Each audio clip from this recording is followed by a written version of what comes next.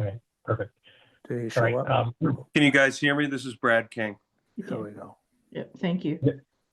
Perfect. So I think we're good, and I think Margaret, then you said you had everyone now, right? Yes, we're good. All right, so I'll do a little kickoff. Thanks everyone for calling in. Kind of do just a quick 1 or 2 minute kind of how I think we should tactically run today, and we can go from there. But I want to say thanks everyone for calling in. I know a lot of folks on this call. We're all volunteers, and there's been a lot of good work going into some of the discussion we're going to have tonight between homework ahead of time, presentation. So appreciate everyone's time. Right, most of us are volunteers. So again, I appreciate everyone's time and putting in, right? So as we're going through, kind of remember that obviously we're all here to try to make things better. Kind of the outline I think we should basically do, and there's an agenda attached that Mark had here, but logistically, we can go through petitions, referrals, all that types of stuff. But I think a good kind of agenda outline would be there's a couple of topics for discussion that I had sent out a week or two ago. I think there's 6 of them. I think we should tackle those kind of 1 to 6. Those are time for discussion. I think either in those or at the end of those, if we have public that has called in and they would like to voice an opinion or say something, I think that's a good time for them in the discussion to bring it up. I would ask if there's public folks on here,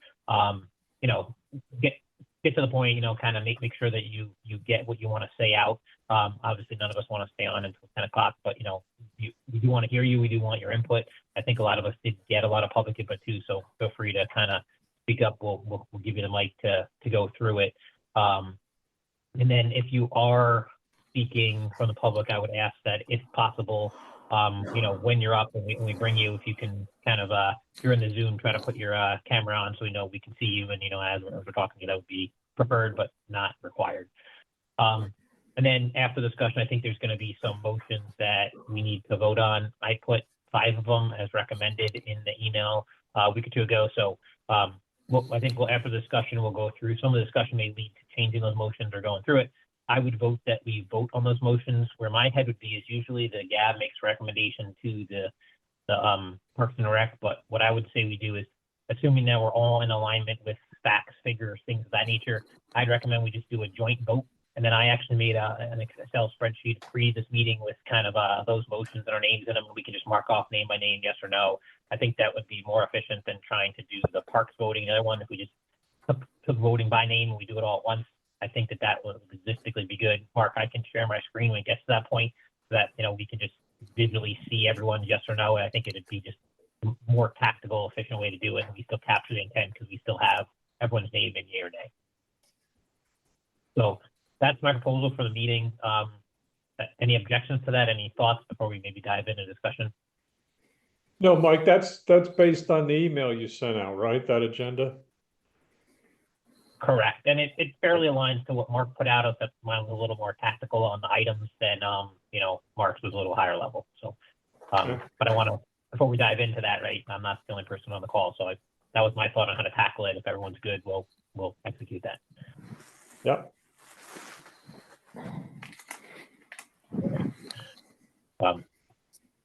So again, we're all here. Mark, just before we do anything, I know we have an official thing for town council referrals, for reports. Anything that you need to mention in that area before we jump into the discussion? No, there's been no referrals from the town council. Okay. So the first discussion item I had on there, and I'm just going off my notes again, it's the same thing from that email, was, I'll read it so that if, there's folks on the call that didn't get that email, they can clearly understand what we're going off of. It's heat passes as sign up any time in the year. So today, the mantra is anyone can sign up at any given point. When they sign up from that point forward, they have a year, a year valid. So if you sign up May 1st, it goes through,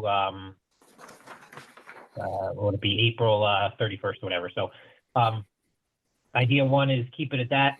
Idea 2 is make it valid for a 1-year period, starting, from 4/1 going through 3/31. So it would be a time period for expiration, sort of like they sell, I think the Groton transfer / dump station sells them by a time period. And there's different reduced rates, but we can get into that discussion later. But think the first discussion is, do we keep the passes to sign up anytime?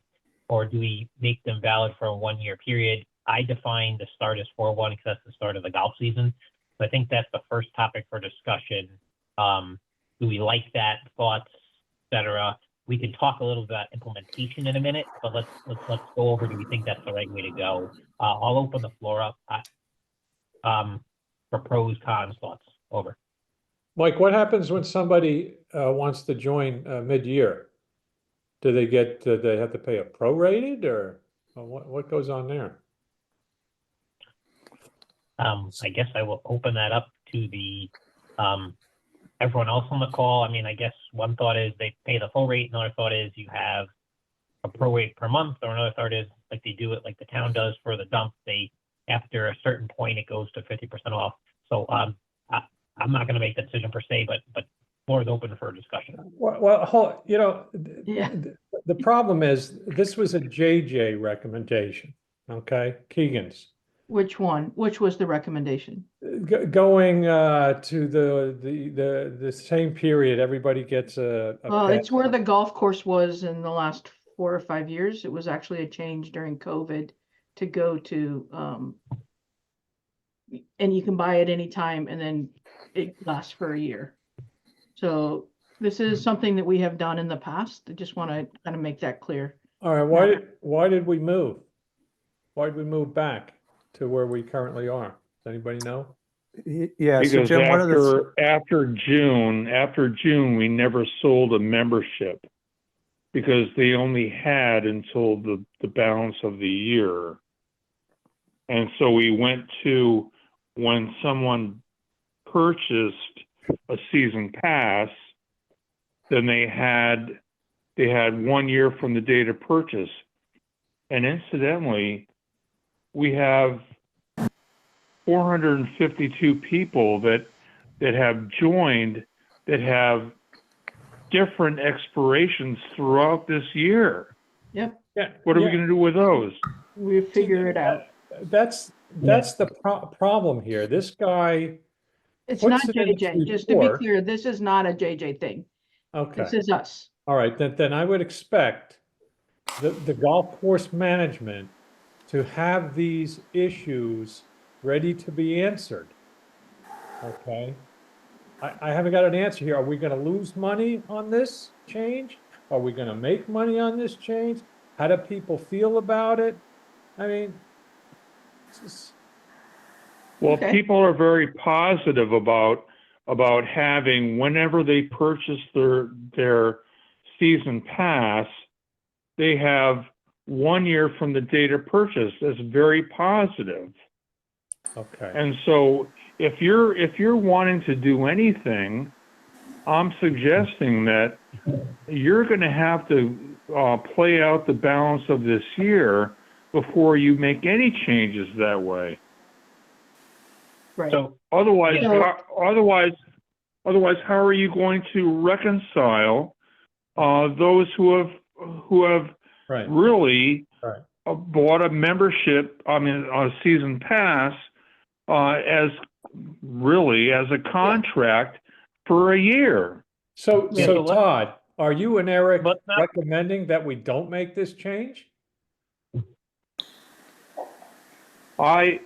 There's a reason why we made the change. No, I asked the And question. we've had- Are you guys recommending Yes, this I'm change or not? explaining. I'm explaining.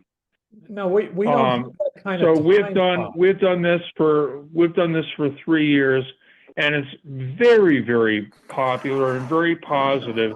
And we sell season passes in July, August, September, even October. And so we would never sell a season pass at that time. Okay. So Margaret, I am in favor of that. It's very positive because it makes sense to people that if they purchase a season pass, then they get a year from when they purchase.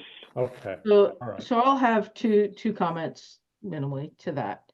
The first, no skin off me, whichever way we go, but it seems to me that the administrative overhead to manage season passes that are purchased at any point during the year and have to be kind of watched for the next year, might be a little bit more overhead than necessary, not exactly sure. And the second is that, shoot, what ran out of my head?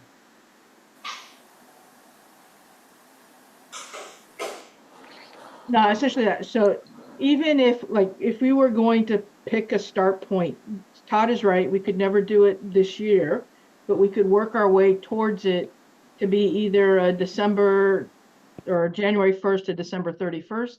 And then no matter when you paid during the year, or March or April 1st doesn't make a difference to me.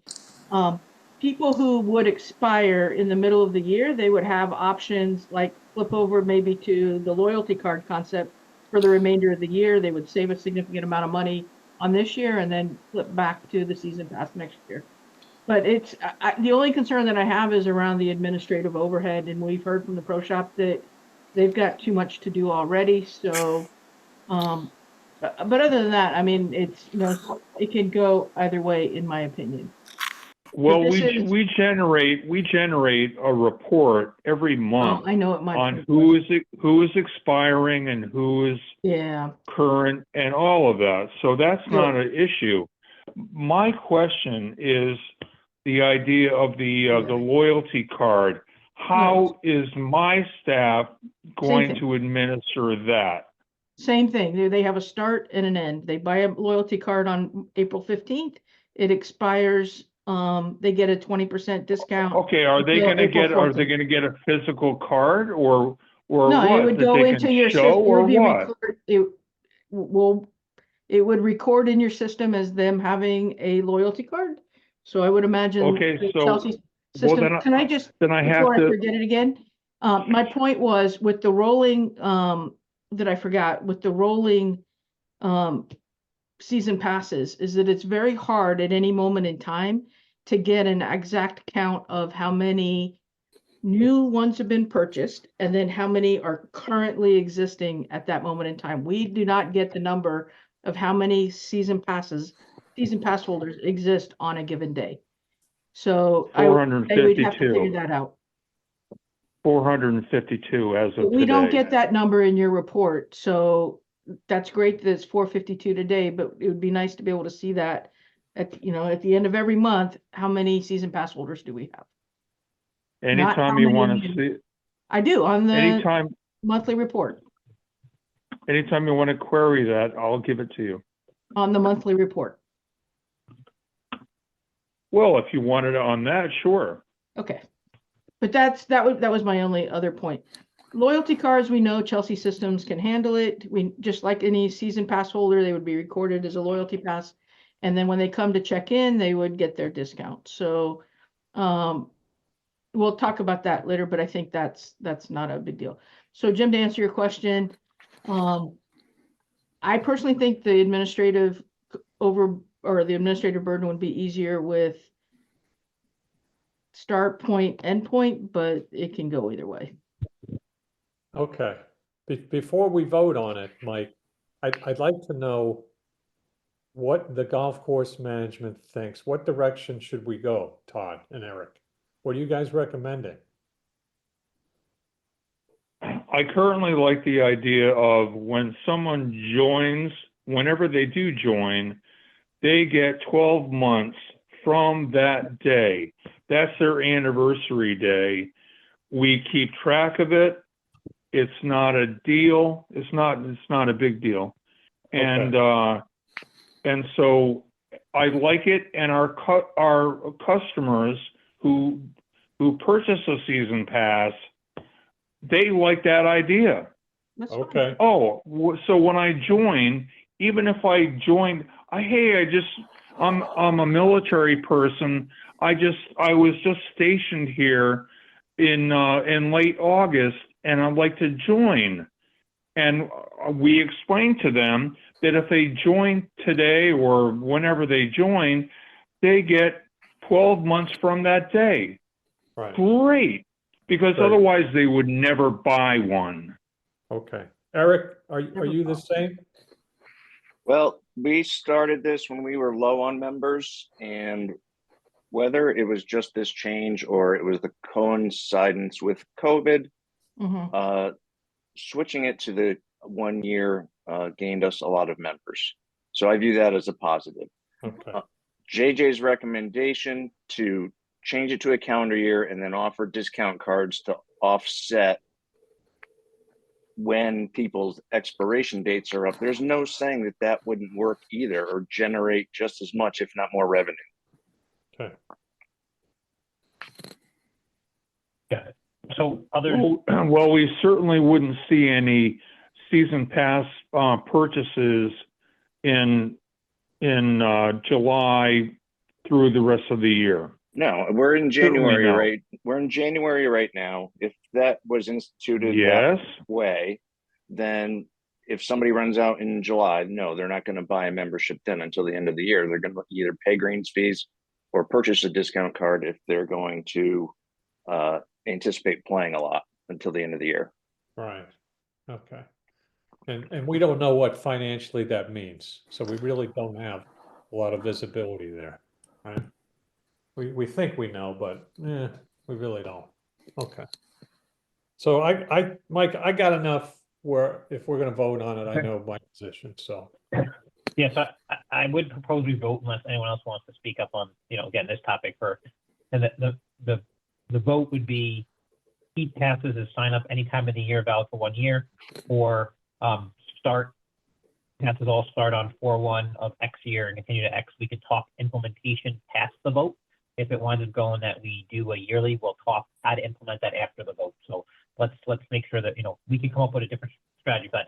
This vote will just be for, keep it at buy it and valid for a year or go to a start date. So, anyone else want to comment before we make a motion to vote?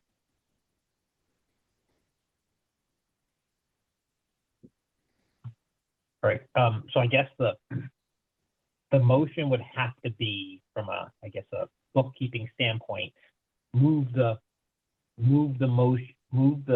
passes from any time to a set period, and we'll define the set period start as 4/1. That's what I think the vote would have to be. And let me just pull up everyone's name, and maybe we'll just vote like that. Hang on, give me 1 second. then it would have to be 4/1 of next year.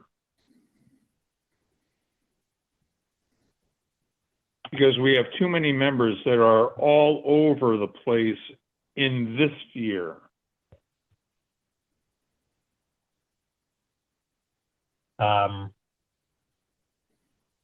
Well, I guess, Because we've had people that have been joining all the while. And so they're playing on their season pass all throughout this upcoming season. Well, how many people purchased a pass after July 1st?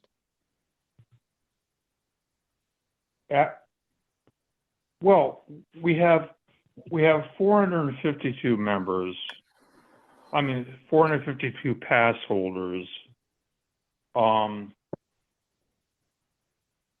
We have 13 that have purchased since January 1. Okay.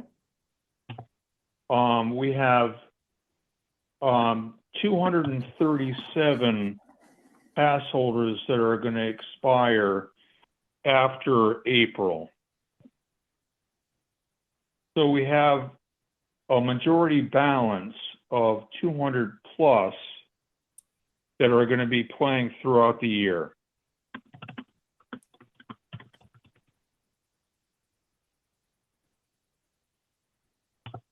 yeah, so we have to figure out implementation for this year. I think in my opinion, if we're gonna do it, it doesn't matter whether you put it in place this year or next year, you're still gonna have to figure out a transition plan. It's regardless of the year, so we're gonna have to come up with a transition plan either way.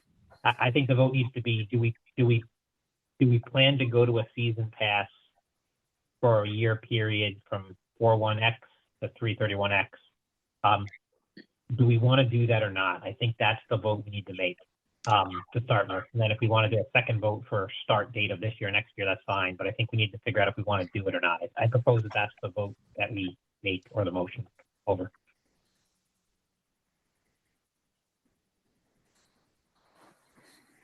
So I guess I'll make that motion since I'm talking, but I need someone to second it, and then we'll just take a vote down the line. I'll second it, Mike. Right. So what I'd like to do, just because we have so many of us, I think I would just like to read our names out and you just say yes or no. Does that work for everyone? Or you can say abstain. It works. All right. So This is I just have Brad. Michelle in front of me.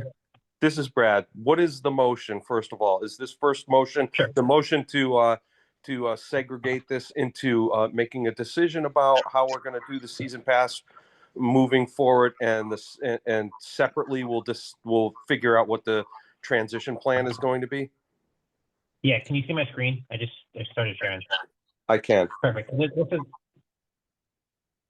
I just shared it up, but basically it's moved to a set time period for season passes 41XX to 331XX for keeping for a 1 year period from purchase. We could reword that if someone has a better verbiage, but that's what the motion would be. Okay. Just real quick, sorry before you get going, Mark, Gary Wells is in the waiting room. So I am going to say, sorry, I like it the way it is personally. So I'm going to vote no. I like the way it is with buying any time of the year. Elizabeth, we'll go to you. So if you vote no, just so we're clear, if you vote no, it stays as is, meaning that, you can buy any time of the year and it's valid for a year period from when you buy. So we'll just go down the line. Elizabeth, yes or no or abstain?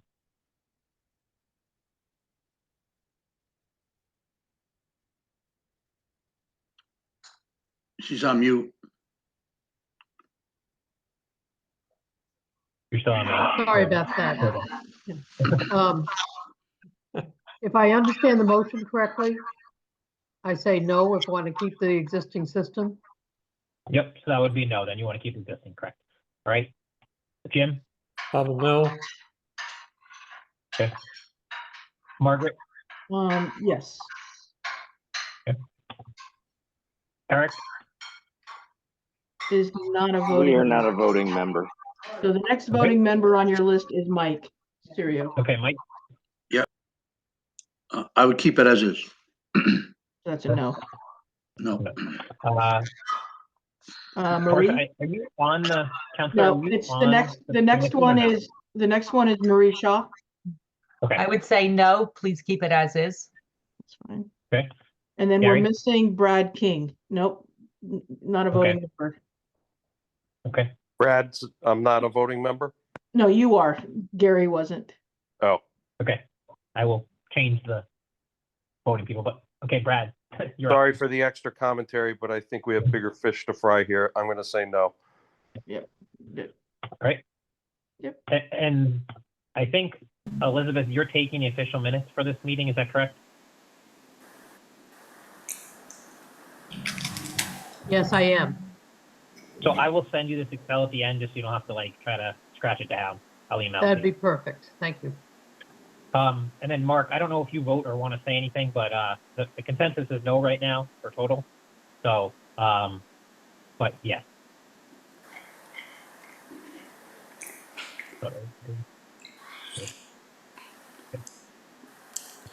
Yeah, I am not a voting member. Nope. Okay. So the result is no. Okay. Sorry, I put a lot of validation and stuff into this, so not approved. Okay. So sorry, I tried to make it easy. So You did. Thanks, all Mike. Yep. That all right, works. so No problem. we will go to the next thing on the agenda. It is to cap the number of season passes sold in calendar year 25. There is a separate motion we're going to need to vote on to stop pass sales until approval. So let's table that for a second, because that will be a separate thing we discuss. But this is to say, do we want to put a cap on the number of season pass holders? Yes or no? And then I think we need to come up with a number that we would cap it as if we say yes. So I would I would say that the motion would be cap the number of season pass holders, and then the discussion we would have before we would vote is the count. I would recommend we cap it at 400 based upon the discussion of the consultant said somewhere around 350. Right now we have around 450. It seemed that when we were around 400, we were having less booking problems. I think there's other things we could talk about to help that out later in the meeting, but my recommendation would be about 400 being the in between the consultant and where we're at, based upon buying passes and where the problem seemed to arose when we started to hit over the 420 mark. So let's have the discussion first over. Let me just suggest that instead of putting a cap on the membership, if you put a moratorium on new pass holder signs, we experience every single year a 10% attrit.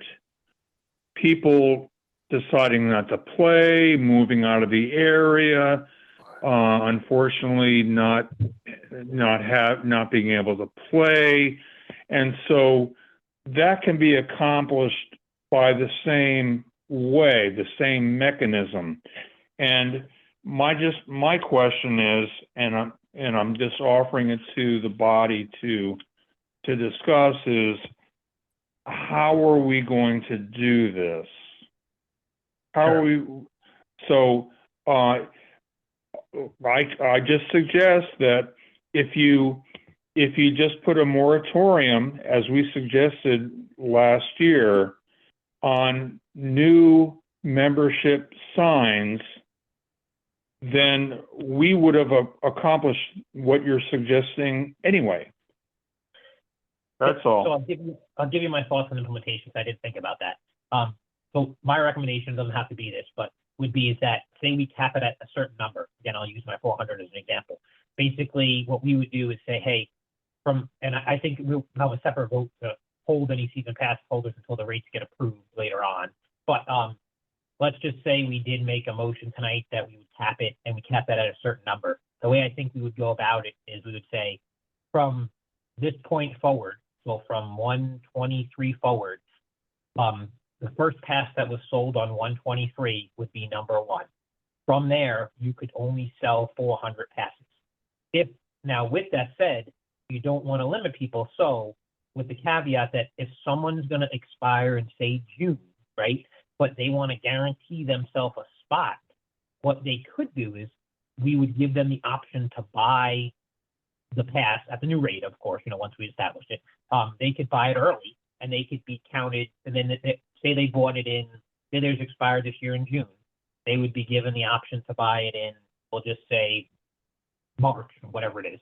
And this way, like, they would know they're guaranteed as one of those 400 spots, but their effective date would be June of, June 1st to, May 31st, whatever the date they bought it in June was. This way they're locked in. I don't think you're going to have a lot of people rushing up to the gates to do that, but that is a suggested way to implement. I think the not allowing new members to join is not personally the answer, because I think you have people that are going to drop out, but I think you also have people in the town that, there was an email from someone that, recently retired and wanted to buy a pass now because their situation changed. So I think you'll lock those people out, but that's just my 2 cents in thought. The floor is open for discussion. Well, the one Okay, thing you can't do, so am I? like, hold on, Todd. You can't reject any Groton resident, I would think. It's the course in their town, and I'm sure there would be pass holders that have been pass holders for years that would assume that they're going to be pass holders going forward with this new change. So I would think that the current ones would all be grandfathered, and going forward, you couldn't reject a Groton resident. Okay, I would think that would be kind of two ways to go. Well, that was the point that I was about to make. Am I and my staff going to deny a long-term pass holder from joining because he would be number 401? Yeah, I don't know that that's equitable.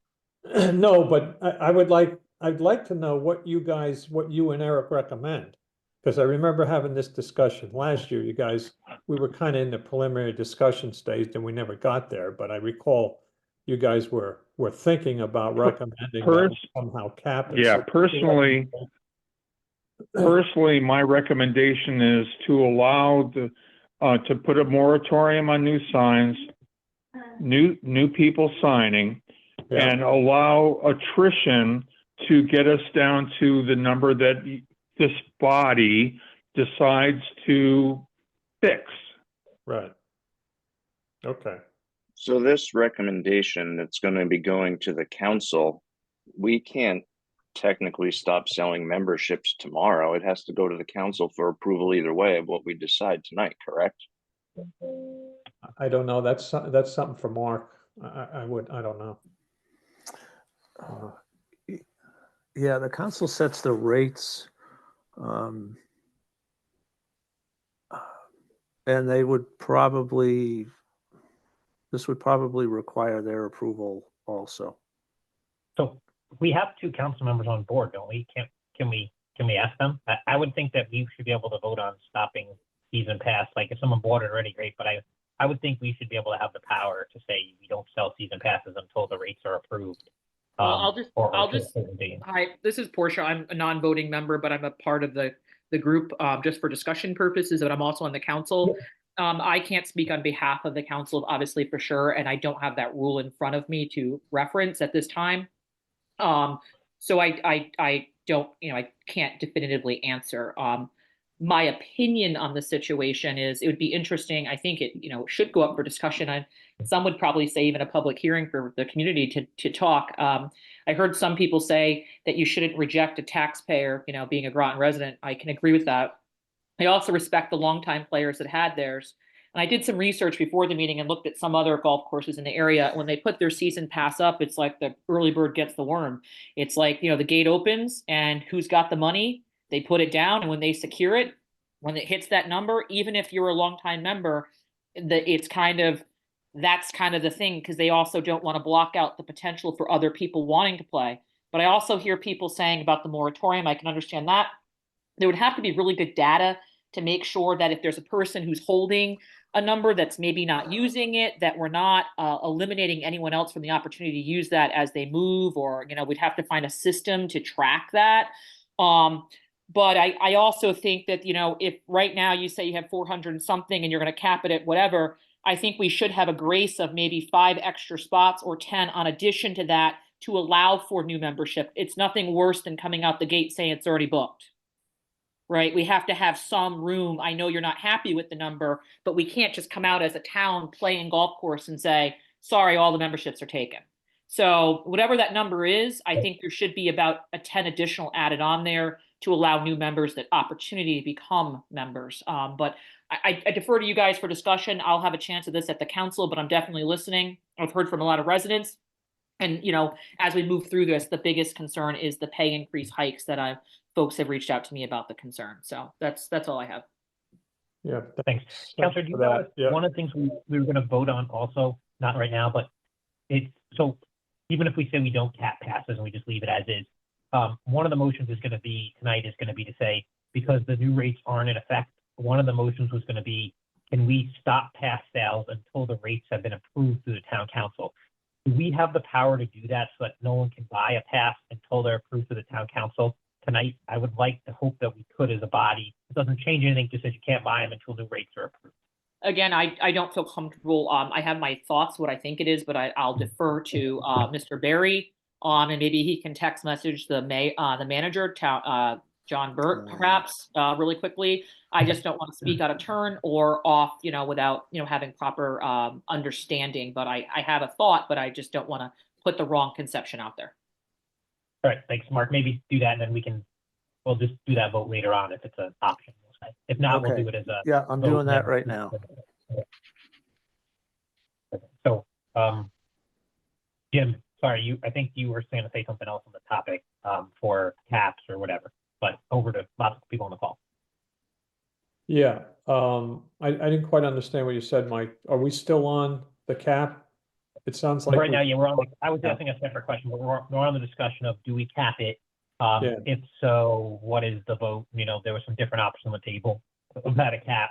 I think I heard an option of cap it at a certain number with no grace period, cap it at a certain number with a grace period for new members only. Or I think I heard something that's I think what Eric or Todd said was something about a moratorium on new members, but don't put any cap, just moratorium on any new members. So I think I heard 3 different flavors on the table. So obviously we'll have to vote for one of them, but the floor is open for another option before we maybe move to what the motion should say. Yeah, I don't. And also, let me reiterate that that every year we attrit 10% of our membership. So that's 45 members that would attrit this year. Right. Yeah. So that would bring us very close to the 400 number that you're discussing. Right. Yeah.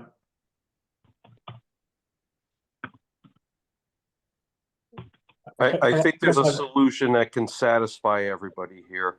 I personally have no problem with a cap, and I agree with Todd's points about attrition, but perhaps we don't rely on the attrition alone to get us to the number, a more manageable number. So I personally have no problem with a cap to make sure that we get there.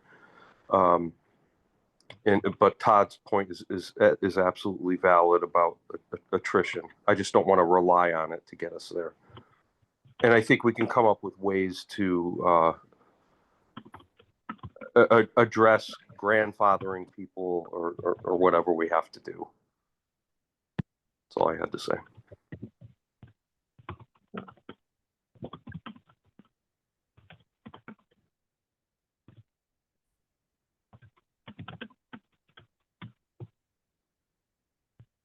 Okay.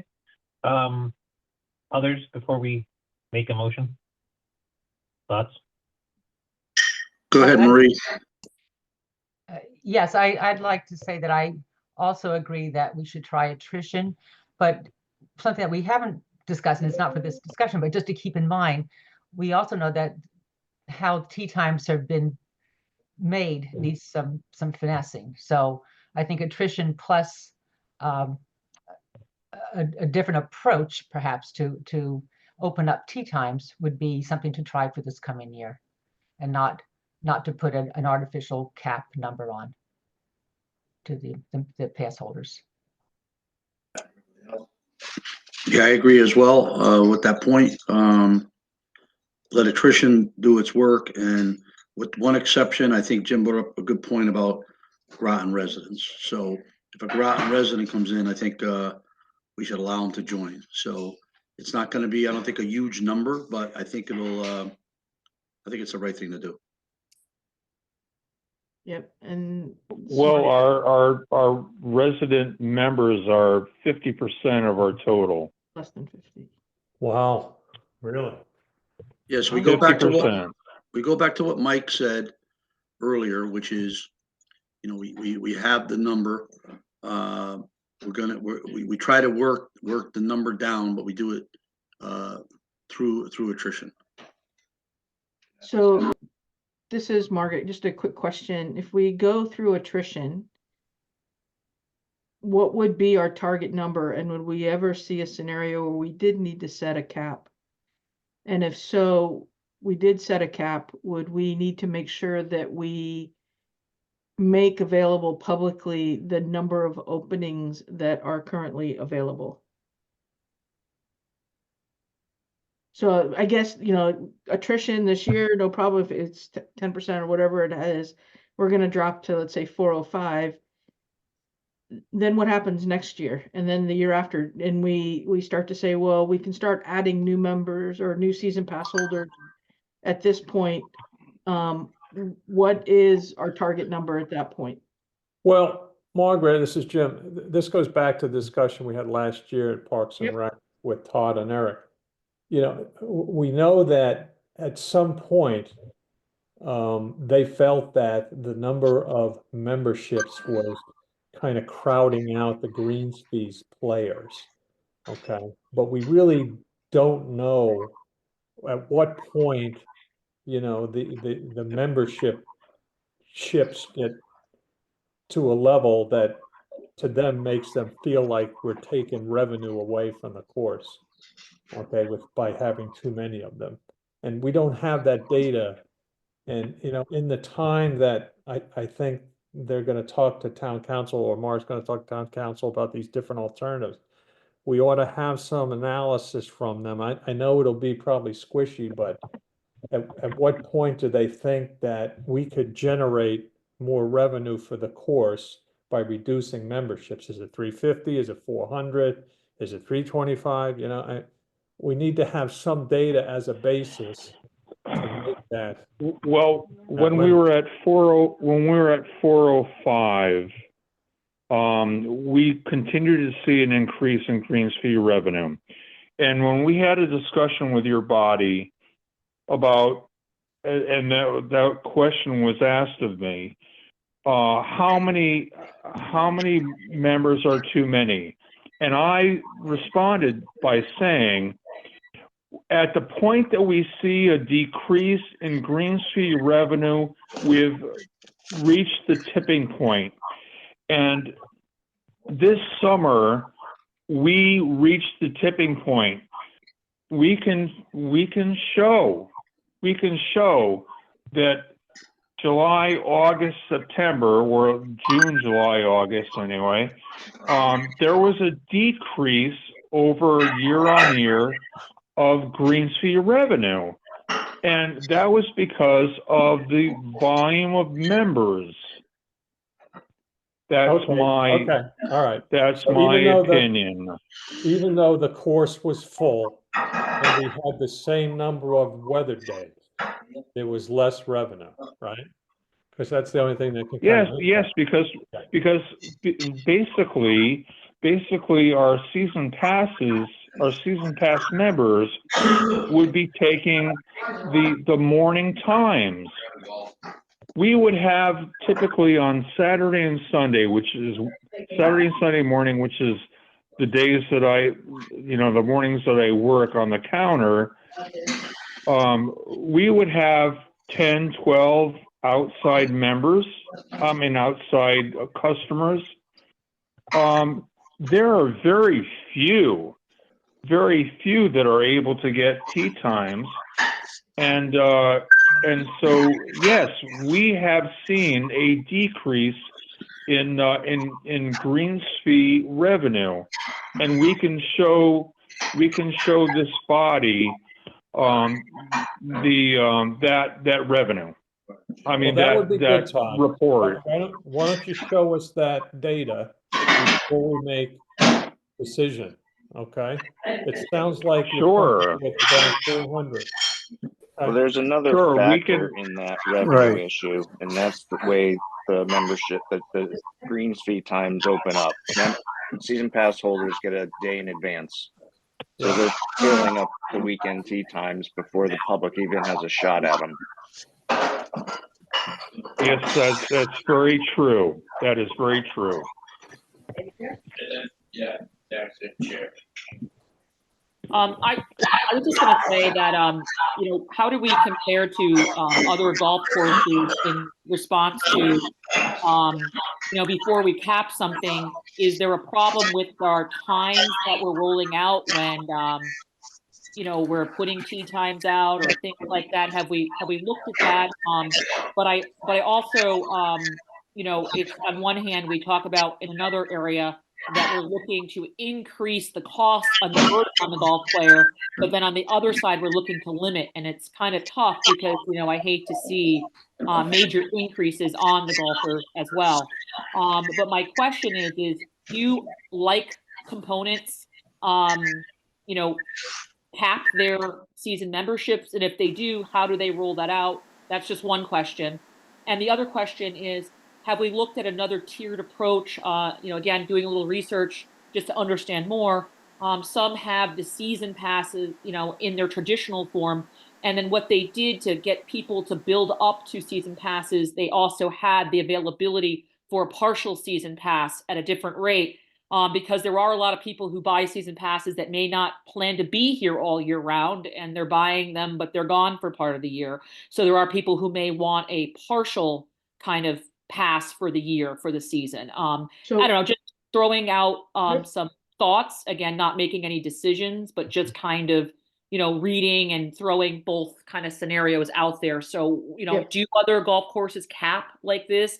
And what do they grandfather people automatically, or do they allow that button to open on this day, like you're going to a concert and you got to get your ticket? And if you get your ticket, you get your seat. How do we do it in comparison? Because I just want to make sure it's done from my standpoint. I want it to be fair, right? And if we want to grow, I definitely don't want to limit Groton taxpayers and say, sorry, you can't be there. So those are my questions. Yeah, and Yeah, Portia, let's hang on, tackle the first question first. I think it'd be good. Yeah, can I just go, Portia, in the deck that I presented at the last meeting, in the back of it is information on about 7 or 8 different golf courses, municipal golf courses and local golf courses where some of that information is available. Okay, thank you. And is Share there that. caps on season passes? It doesn't appear, from Right, what so I've seen looking through their sites. But I'm not sure exactly what they've got without calling them to confirm. Right, and another thing I want to look at, because I did look through that and I didn't see it, that's why I was asking. Also, when we talk about this, we're not a private golf course, we are a public golf course, and we have to remember that, right? Everyone should have fair and equal access. So, as much as we, want to cap things, we have to find, it might be a little cramped or whatever, but the point is that it's run on taxpayer dollars. It's not your private golf course. So we do need to make sure we're meeting that fair and equitable quality of life aspect, that it's accessible to all, because it falls under Parks and Recreation for all. So those are my kind of questions. So if we're not seeing caps everywhere else, how are they managing it? Is it our software that's not up to date, perhaps? Maybe our tee times need to be spread out differently. Have we looked at all of those before we start saying, no, we don't want your money? And then I have another question about this, 6-month pass versus the year, the full season. Some people might only want 3 months or 6 months. Do we have those options as well? Well, that's the reason we're planning on introducing that loyalty card concept. So you pay a nominal fee up front. Jeff, I mean, Jim, I know, please don't. But that is the benefit of that, is somebody who's only here for 3 months a year or 6 months a year, they can purchase that and still get a discounted rate to play. Not as big as if you had a season pass, but you'd have that option. But we don't have it as a 6-month or 3-month without the loyalty card component. Correct. Okay. Yeah. So that's something else that for me, my thoughts and the comments I'll make as a counselor will be that I feel, fair equity and access. If I move into this town and I become a taxpayer, we are a military community, and then we say, I'm sorry, we're only up to 400, and I never in the 10 years I live here get a chance to become a member. That's a concern. And I like the loyalty card.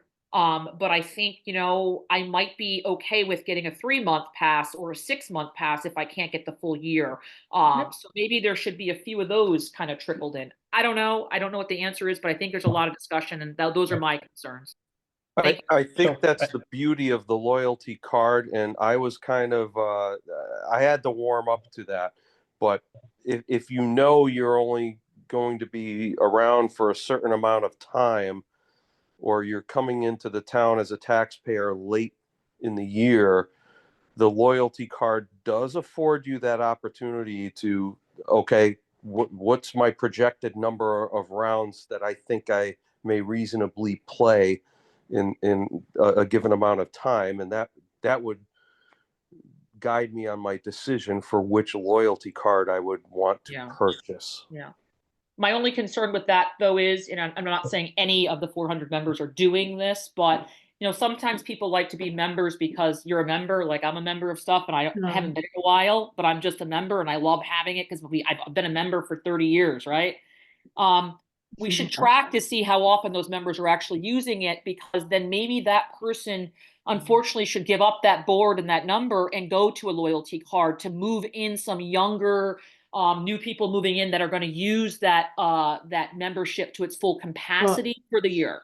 So that, first off, there's no such thing as a membership here. These are season pass holders. I mean, I'm sorry, season. I meant to say season pass holders. And And loyalty card members would be considered season pass holders as well. It's just a different form of that season pass. Well, the reason I said members is because we were talking about anyone who's already been going for a while would be, people were saying they'd be allowed to kind of be grandfathered in. So that turns into almost like a membership is my concern. Do you see what I'm saying? Yeah. All right, So if people are able to do that, it's not going to open up. And so my concern would be if people don't need that full year to make sure that they're not purchasing it.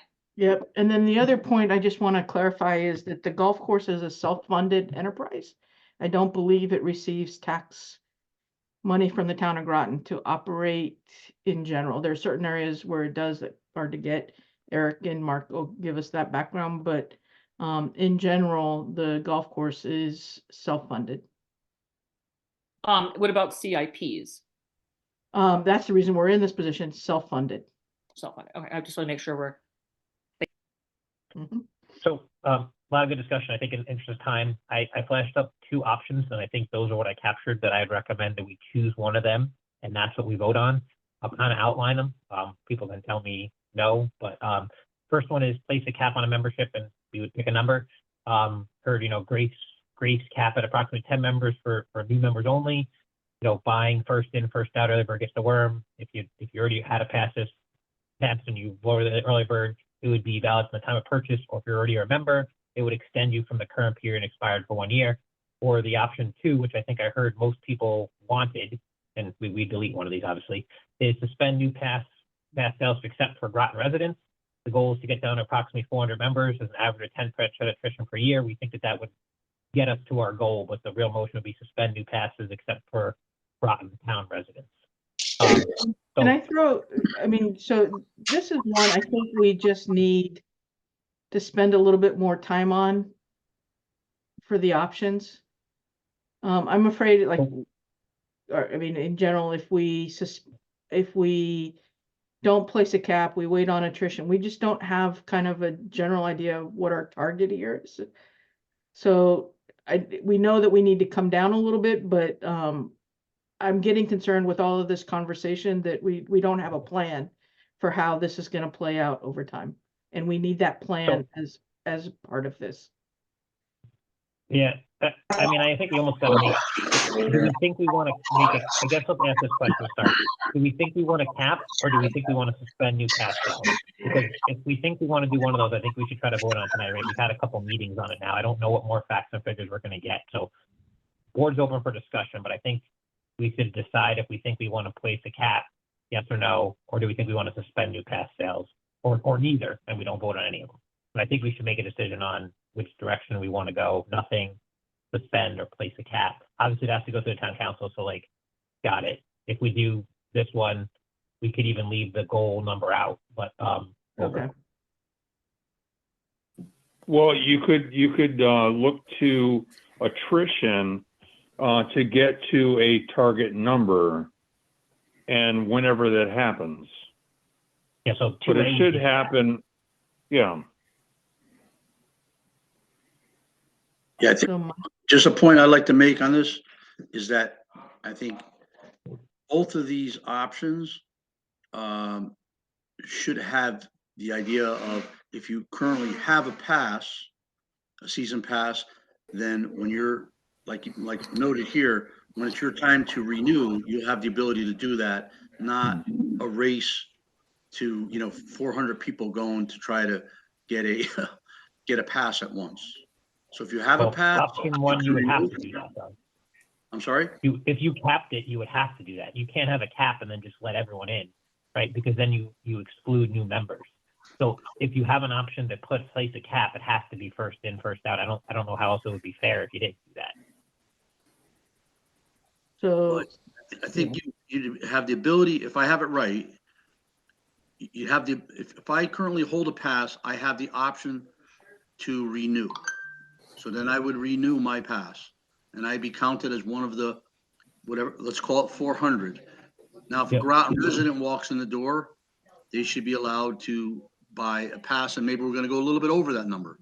But through attrition, especially if we do go forward with it, rate changes, we'll probably lose maybe more than even what Todd mentioned, right? But through attrition, that's where we get the number down. That would be option 2A. If that's what you like, we'd vote for option 2A and we would delete all the other text. Right. So do we want to vote on either one of these options, and which one do we like? Maybe that's the answer. Could I right just now. ask a point of clarification? Is there no grandfathering in, following up on Michael's? There's no option to grandfather in existing pass holders for either option. 2A would. It's 2A only would grandfather suspending, in it's only existing- suspending new pass sales.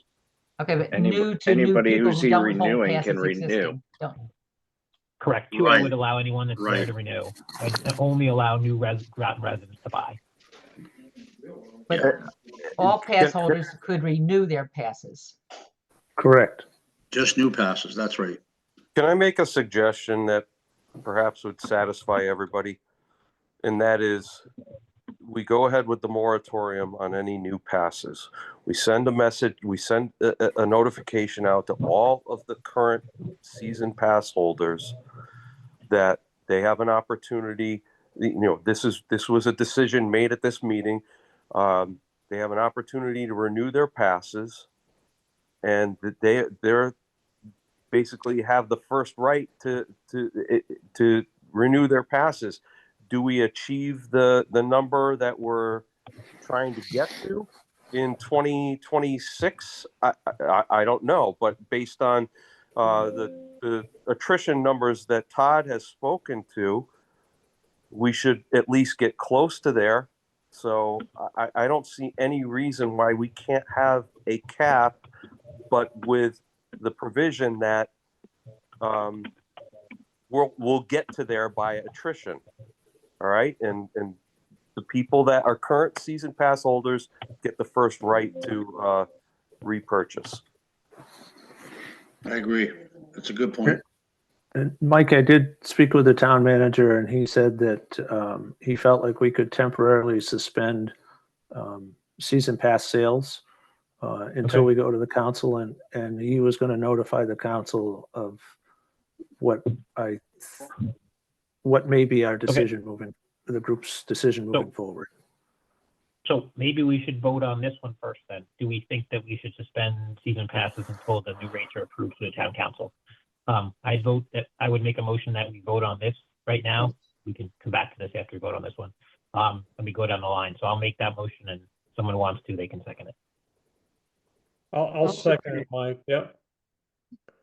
All right, so we'll do the same thing. We'll go down the line. If you vote yes, it means that you want to suspend them. I will vote yes until approved. Yes.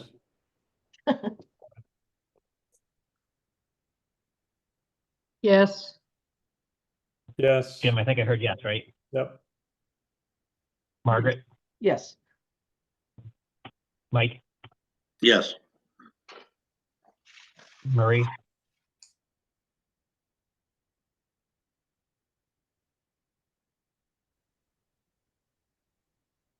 might be on mute. Yeah. Marie, By voting yes, I could not renew my pass on its anniversary date in March, coming up in March.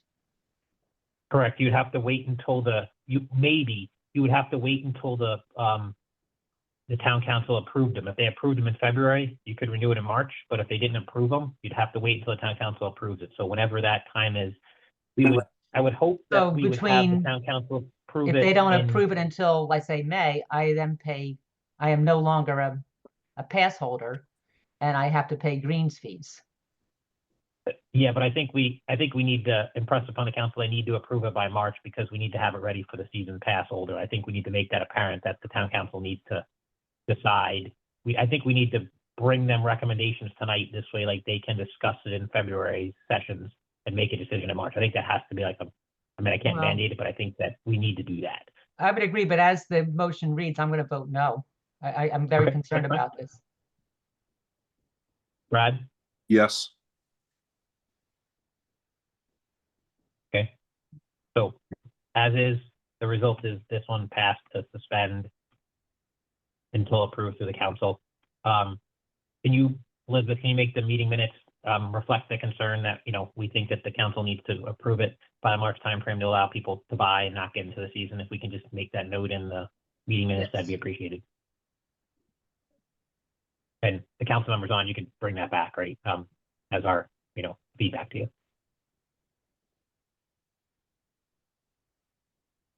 So the other motion we had, and I'll just number these since we voted on a certain order, but the next motion that we either make or squash is, I think I heard it really would be this one right here, suspend new pass sales. This is once the rates are approved and you can buy passes. We don't give new passes out to anyone except for Groton residents, and all the current people can renew if desired on their renewal date. That would be the motion. Mike, one addition, I think it was based on with the council member, which was Navy and retired Navy probably should be in there. In addition to Groton residents. Didn't she mention that? She mentioned something about Navy. Well, active duty military and retired military. Yeah. Well, because some active duty military are just residing here. They're not residents. They pay their tax somewhere else. Okay. So they, So do you they wanna could add be that in? living in the barracks or renting a house here, but their state tax is somewhere else. So like that, an active duty military. Yep. I think retired shouldn't be in there because if you're retired, you should be a resident of if you're living here and you're retired, you're a resident of the town, or you need to be technically by taking your license. Mm-hmm.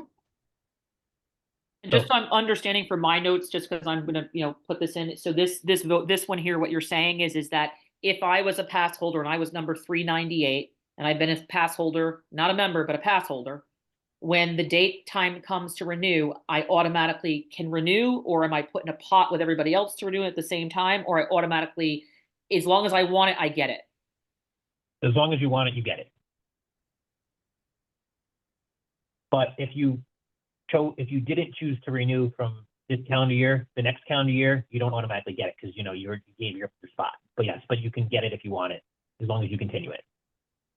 So you my computer froze you automatically. So if you're already a holder, you're guaranteed a spot. Yep, if you choose to continue. Okay. Now, does that is that make it a membership then? Or is that really I want everyone to have their pass, but from an ethical standpoint, I just want to make sure that we're following that. No, you're not. It's not a membership. No, I'm not saying it is. I'm just saying, but Yeah. if you're automatically granted to stay no matter, I just want to make sure we're following proper rules and equal and fair access. I mean, yeah, you're allowing Groton residents, so I think you're definitely fair and equal and access thing. Perfect. Public source, in my opinion. But, all right, perfect. Thank you. So I would say that this is the motion, if everyone agrees, unless there's any objection. Until which point? I mean, if we drop below 400, I mean, you're not going to know because we have people renewing all year. So so we'll never be able to get an accurate count, unfortunately, or a targeted count. But this motion isn't to get a target. I think there was mention of 400, but there's this motion would just say you suspend thing, and then we could, at this time next year, we can vote to undo this or do something different. So this isn't until you make a different motion in a future meeting to change it. Just to be clear, so in calendar year 2025, if you currently do not have a season pass of any sort, unless you're a Groton resident or you're active duty military, you will not be eligible to purchase a pass. Correct, as stated here, yes. And that includes juniors, that includes everybody. Perhaps I'm biased, but I have a problem with that. So this is Brad. I'm on my 16th year as a season pass holder. I was a Groton resident for a large part of those 16 years. I moved to Old Lyme, lived there for 8 years, and just recently purchased a home here in Groton. I'm once again a Groton taxpayer. So going by this, my current status is I am a non-resident, and I pay an extra amount every year for those last 8 years because I'm not a resident. So even given the fact that I paid that extra money, so I'm not, I'm going to be excluded from the pool of people that. No. If you were somebody who is currently living in Old Lyme, does not have a season pass, and arrived at the golf course, you would not be allowed to purchase a season pass. If you're an existing season pass holder, you would be allowed to purchase a season pass. All right. Does everybody concur with that? Yep, we got you covered, Brad. Yeah. All right. Thank you. But Thanks the for fact is, clarification. in 2025, we will not be selling season passes to any new folks unless they're a Groton resident or active duty military. Thanks for the clarification. Margaret, So I just added that in there. if calendar year there's 25. if there's greater than a 10% attrition, Well, that's the then question I we had. we would go below that below, and then passes would be available on a first come first served basis. Well, that's yeah. So that was the point of my question: is at what point do the sales come back? But here's the problem we have with the rolling purchasing time. You don't know that somebody in October is whether they're gonna renew or not renew, or what they're gonna do. Yes, I think you have to leave it as worded here. You don't have any other exceptions because you don't know, like you said. Because we don't know because of the rolling greens fee purchases. So in calendar year 2025, we will suspend new pass sales. So no new golfers will be able to purchase a season pass of any kind, except for Groton residents and active duty military. Correct. So I'll make that motion. That's what it's worded as. If someone wants to second it, and then we'll vote. I'll second. All right. We'll vote. I would vote yes. Elizabeth? Yes. Jim? Yes. Margaret?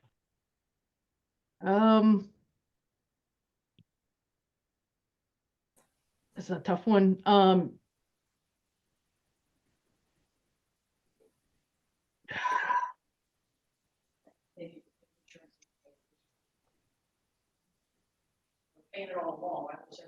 Yes. You can abstain, sure.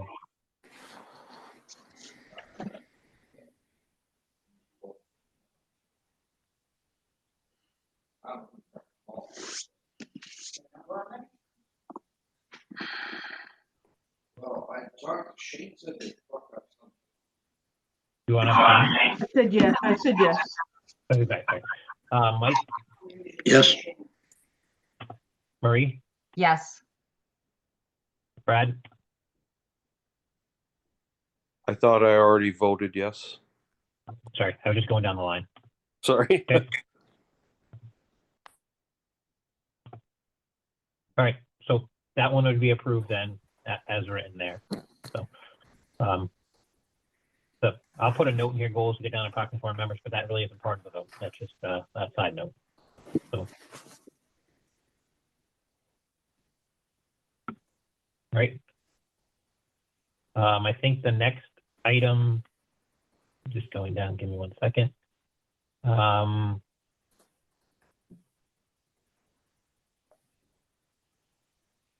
The next item for discussion is move tee times from a 10-minute interval to an 8-minute interval on weekdays and holidays.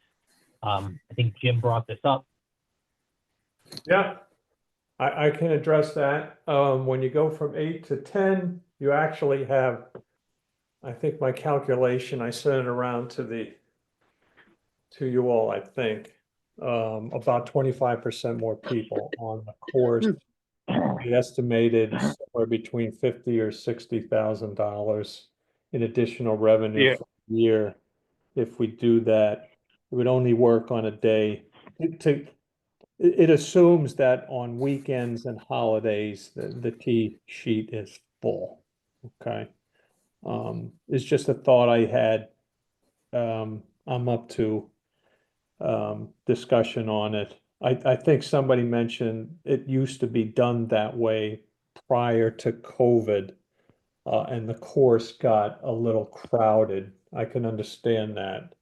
But we are looking for revenue here. We have some issues with trying to break even, I think. So Yeah, no, and- 8 minute is unworkable. yeah, hold on. Let me just say one thing. We employ a bunch of rangers out there that are paid to move people around. And Okay, I'm hold sorry. Hold on. My suggestion is if we don't want to do that, then we don't employ the rangers on those days. You know, if they're not moving people along, why do we have them? You can only drink so much from a fire hose. Every golf course has a certain volume that the golf course, and every golf course is different. There's only a certain amount of golfers that can be taken every hour. And we didn't do 8 minutes. We did 8 and 9, alternated 8 and 9. That's 7 minutes. I mean, 7 tee times per hour. And so that is the time that this golf course works at. If you go less than that, then we have backups everywhere. It doesn't matter if I have rangers pushing people around. I'm sorry. There's nowhere for those people to go. And so a 10-minute interval is very comfortable. Our golfers like that. It gives us some flexibility when we have a group that comes in that doesn't have a tee time. We can get him in there. We don't have slack time on the weekends. We don't. So there's no way that I would recommend an 8-minute interval. It's just, that is unworkable. Can I say something, please? Please. With all due respect, the core of this meeting is to vote on rates and passes and send to the council. There's a lot of stuff in a couple emails that are really operational things that we could always discuss and work on at another meeting. That's just my 2 cents. As Yeah. far as the playtime, you know, before this meeting, I did some research and stuff, and it said the average is 7 to 15, with 10 minutes being the most popular. So with that, I do worry about the morale and welfare of the folks playing on the course. Some people have disabilities. Some of us are aging. And, you know, they don't want to be like herded like cattle. Part of golfing, from my understanding, is the luxury of it's a social, you know, sport. You're kind of taking in the environment. So cattling people through at 8 minutes is, I mean, even though it does say it can be from 7 to 15, depending on the course, but it says most courses operate at 10. And so I just hope that we, you know, listen to the golfers and the folks, and if 10 is the optimal for this particular course, and just making sure that folks with disabilities and our seniors are respected. Thank you.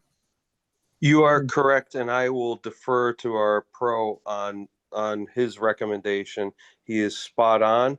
I think just a 1 minute difference. Anybody that golfs regularly knows. Trying to squeeze it into an 8-minute interval is not going to happen. It will become unmanageable. And if we're concerned about days that are slower than our weekends, Todd always has the discretion to push people out there sooner.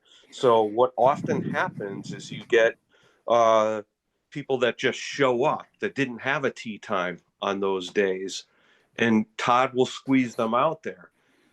So I'm going to defer to Todd on this one, and I think, with his discretion to squeeze people in, we'll address those slower days.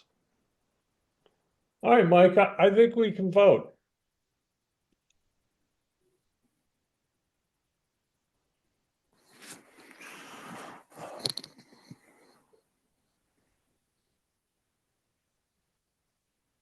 Who's Mike?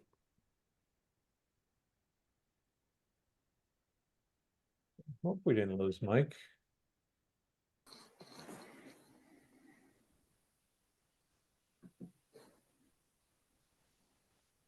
Can you guys hear me now? Yep. Yep. Sorry, I have my phone and my computer, and for some reason it muted on both. I don't know. Anyway, so if someone wants to make the motion to change the times on a weekend or something, make the motion, and I'll capture it and we'll vote. So someone would have to make the motion if we want to do that. I'll make it, Mike. Yep. Okay. Let me share my screen again. And, okay. I will type the motion here. Hang on. Give me a second.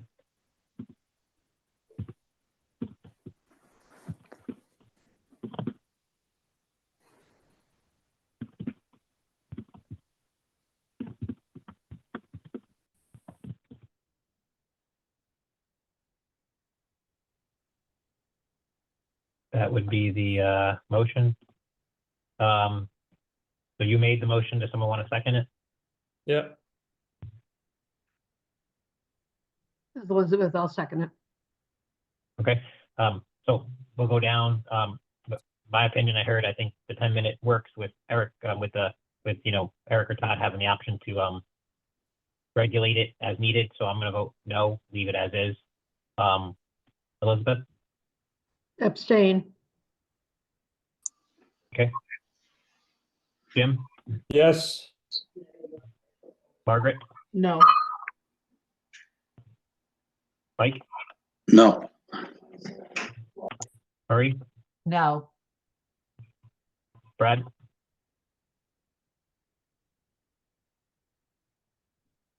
No. Okay. Not approved. All right. So next thing, I agree we should get to the rates in just a minute. There was a talk of high value actions. I agree. I think maybe we kind of keep those off. Maybe that becomes later tonight or a separate meeting. I typed up some what I thought high value actions should target are. I think we can skip that for now in the interest of time. But controllable expenses, this is one I just want to be able to. I think we should talk one thing tonight because there is a time pertinent item on this. There was a lot of emails and Jim put a lot of flavor into, thoughts on controllable salaries, of course, maintenance stuff. So a lot of info that Jim had there. We don't need to go through that whole email, but one of the things we might want to talk about, whether we make a motion or agree upon, is if we're trying to control the expenses, one big expense I think going into this year would be hiring of a sixth groundkeeper. So the budget has it, but I don't know if maybe the first question is, have we posted for that person? And if not, do we think that we should hold off to keep the expenses down? There's pros and cons of that. So maybe that's just if there's anything of that nature that is a time sensitive, is we need to make the decision to do or not do now, we should have that discussion. If not, then we skip to the next thing, which is the rate. So that's what's on the table. Mike, the new position could not be posted until the start of the next fiscal year, which would be July 1. So going through the interview or posting the hiring process, we likely wouldn't have somebody on board until August or September. And, one of the recommendations from the study was that we actually need two. And because of the uncertainty and the potential changes in the rate structure and not being no one having a crystal ball to know exactly how that was going to impact the revenue of the department, we opted to propose just one position. And, the idea of not adding any and cutting seasonals is just, it doesn't make any sense. We don't have enough staff now to maintain the golf course. And the idea of all of a sudden they're landscape architects and we're going to, redesign the golf course and do all that work is just, it's not anything that the staff can handle.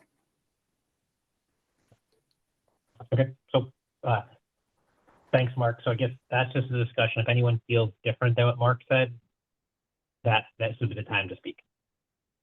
So the current draft budget, as we sit tonight, expenses are $1.4 million. That does not include benefits that haven't been posted yet. If benefits stay exactly the same as last year, it adds 320 approximately. So that puts us at 1.75 roughly. And our current estimated revenue for next budget year is 1.876 thousand. So we're showing that we're going to add money to the fund balance with keeping the extra groundskeeper and spending all of the seasonal personnel, which we never do. I post for 3 full-time, well, actually not even full-time, 3 seasonals for 4 months. And if I'm getting high school kids or college kids, we never spend that money. So just food for thought, but we do need more labor hours on the course. That was proven in the study. The labor hours that I have now are not always spent on the golf course. We have guys calling out, guys taking 2 hours off. So having those seasonals on my staff is vital for getting string trimming and divot work and bunker work basically done throughout the summer, while the full-timers are mowing greens, mowing fairways, mowing tees, putting out fertilizer and spray applications. So a lot of that detail work goes by the wayside. And then if my guys have an hour here or there, they can catch up later in the week. But to want to eliminate that and have the golf course go backwards, I don't think is a viable option. Mark, are we going to get a look at that budget before it's submitted? The budget was due to the town manager on the 14th. And we still, to Eric's point, we still don't have all the final numbers. And this happens every year.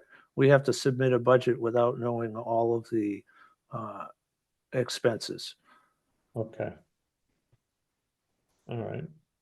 So Do we get to look at it even if in its preliminary form?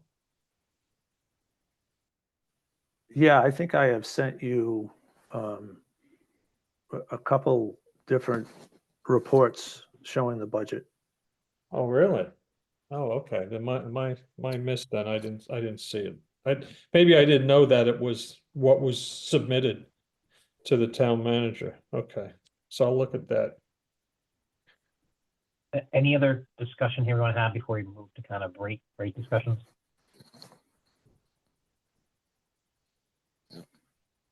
I just Right. want to say, So- from watching that, that presentation and study, I didn't agree with all the points of it, but I definitely heard loud and clear that you guys need staff to maintain that course, to keep it up to quality. And one of the things that we keep hearing is about, rate increases, which is very concerning to our fellow citizens, in my opinion. I'm very concerned about that. But I do feel that, we can't fix that by raising their fees without hiring the proper people to do the maintenance so we can maintain the course. So I just want people to keep that in perspective. If you want, to increase it to maintain the fields, the course, we then need to be hiring the people to maintain the course. But that's all I'm going to say, because I have my personal opinions about the increase. I just wish it was going to be spread out over time, because you can't put it on the backs of all the golfers in one year. Thanks. So getting into the rate discussion, I think the first thing we should talk about or vote on is is not rates itself. I think the first motion that I would make, and I will share the screen so that we can see. I think this is a good time to start on this one. Is the first, I think, should be is, again, rate agnostic. It should be, is, do we agree that we want to have the new rates take effect at the beginning of the golf season? I think the beginning of golf season was defined as 4/1/25. So whatever is voted upon and then approved to the town council, those rates would not take effect until then. So if you played 18 holes on March 3rd, March 20th, you would pay the old rate and the new rate would go into effect on 4/1. So the vote here is just to say we want them to take effect on this date, whatever the rate may be. That's what I'm proposing as the first motion. Over. So discussion, and then if we like it, we'll vote on it. Just for a point of history, as soon as the council approved the rates, they would go into effect the next day. Thanks. And my thought with this one was is that if we're changing the rate stuff, it doesn't go into effect the next day. It gives people that leeway time to absorb it, we'll say. We pause season pass sales, so it doesn't really affect that, but it does affect the people playing 18 or 9, and this would allow a transition period, whether it be a couple weeks or a month or two. This is kind of the informed period, so people aren't shell shocked the day after when they went to play on Tuesday, the council approved it Wednesday, went in Thursday was changed. It gives that nice slow communication period versus the hitting a brick wall. That was my thoughts, but floor is open for discussion. Thanks for the history. I mean, I don't know. I mean, I see pros and cons to both. I mean, what would preclude someone all from making sure they get it in, make sure you get your pass in February? Well, you can't. We approved that you can't. We made the decision that you can't sell any more passes until the rates are approved to the town council. So everything's on a freeze. I mean, I don't know. It could go either way. I mean, it's obviously your guys' decision, but I think the rates effective right after just kind of streamlines it for everybody. So everyone, when they hit their mark or their year, because if it's a rolling pass, everyone's season pass expires at a different time.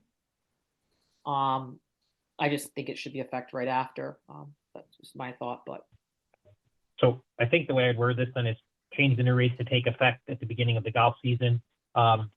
Season pass rates would start to take effect as soon as approved by the town council. So if you bought a season pass, I don't know, I guess that's a topic for discussion, but maybe suggestion for wording, or don't vote on this.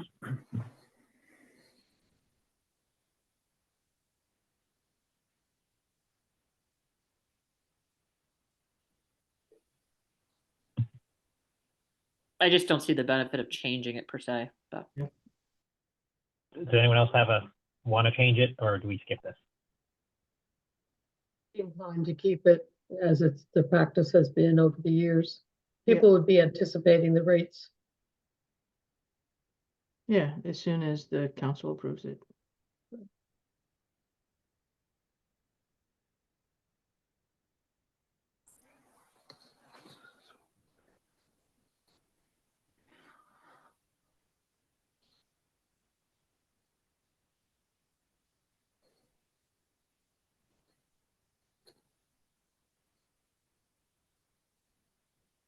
So I think I'm hearing that we don't vote on this one, we just leave as is. Does that leave it traditional? Is everyone in alignment with that then? Yes. Yep. I'll make a note in the minutes to that effect. Yes. All right, perfect. So the next thing I think we wanted to talk about, so I'd like to break the discussion of rates into 3 different areas so that we can vote on them individually, just because there may be a different vote. So my proposal would be is that we go about the suggestion of the daily rates. We'll call that, Group A, and then the Group B is the season pass rates, and the C is implementing a new discount loyalty program because we didn't have it, and the rates approvals for that. So I'd vote that we discuss and vote on them in 3 separate areas. Are we all good with that? Point of clarification. Yep. So would that mean if by breaking it up like this, hypothetically, tonight you guys could vote to increase the season, but not the daily? Hypothetically, yes. I think we would have to first agree on, like, there's been different costs out there. I put a recommended one out there. Margaret had a recommended one. We'd have to agree what the rates we're voting on are, step one for each area. And then, yes, we could in theory say that we want to increase the dailies, don't increase the season passes. That could come as an effect of doing it that way. Yes. My only concern, and I'm not saying I'm for increase or not, so I don't want to be miscalculated, but my concern is if you guys were to vote for an increase, shouldn't it be fair across the board for the dailies and, not just the season, but not just, I don't know, it could be inequitable in that respect. It would seem weird. Either you're going to have a raise across the board or you're not. You're exactly right, Portia. And I think they're related to each other. It would get a little weird. So just the voting could turn no, yes, no, and then different things are raising and other things aren't, which I just think you should do it all in one big package.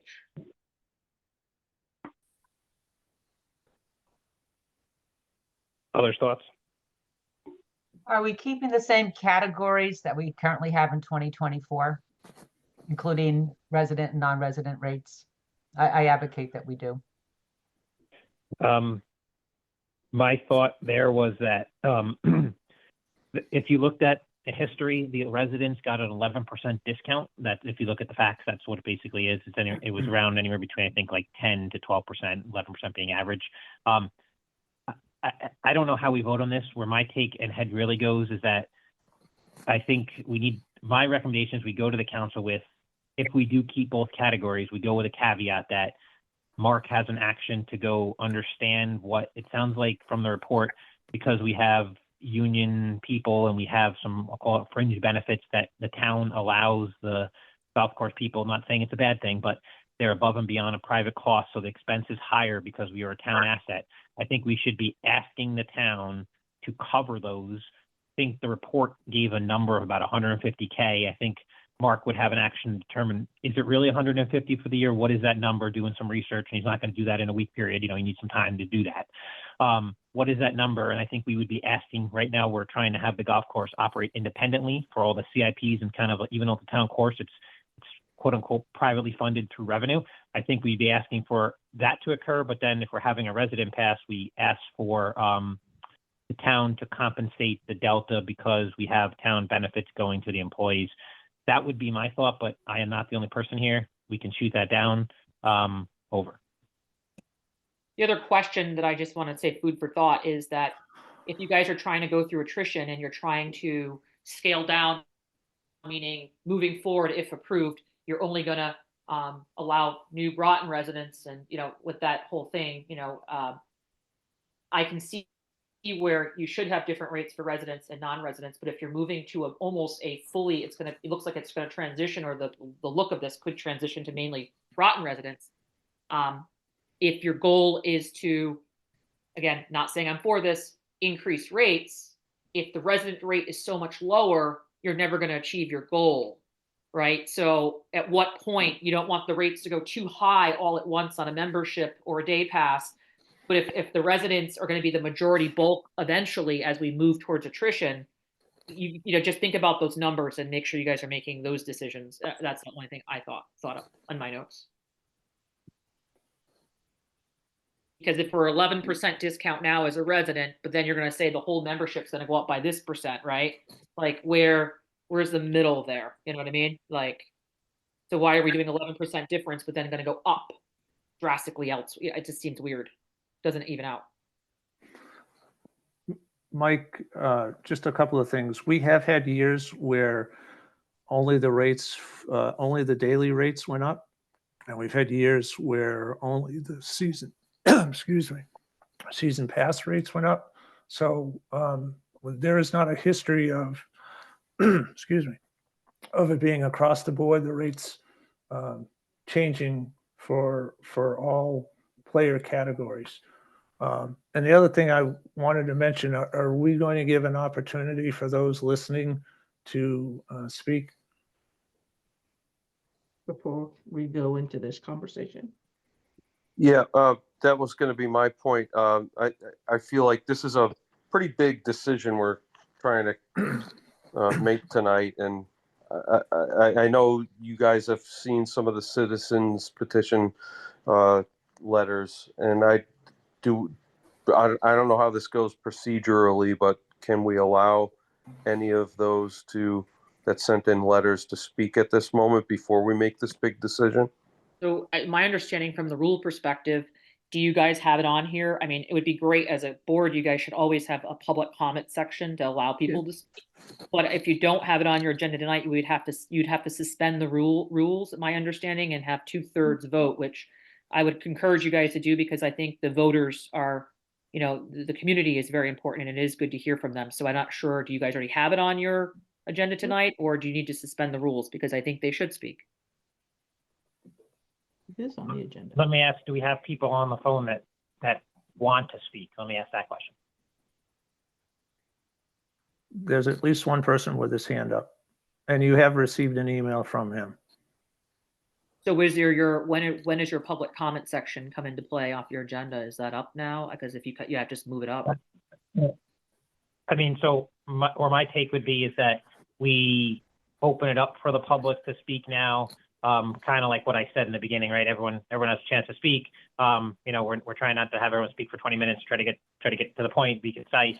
But we do want to hear people. So I would recommend that we open it up, but if we need to vote for that, discussion, and then if we had a vote, go. I think it's on the agenda, so I think you're okay.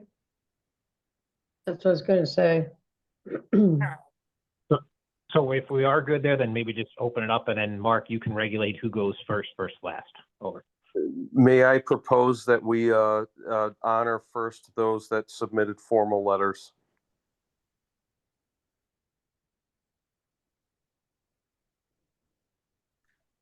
Ed McCousher.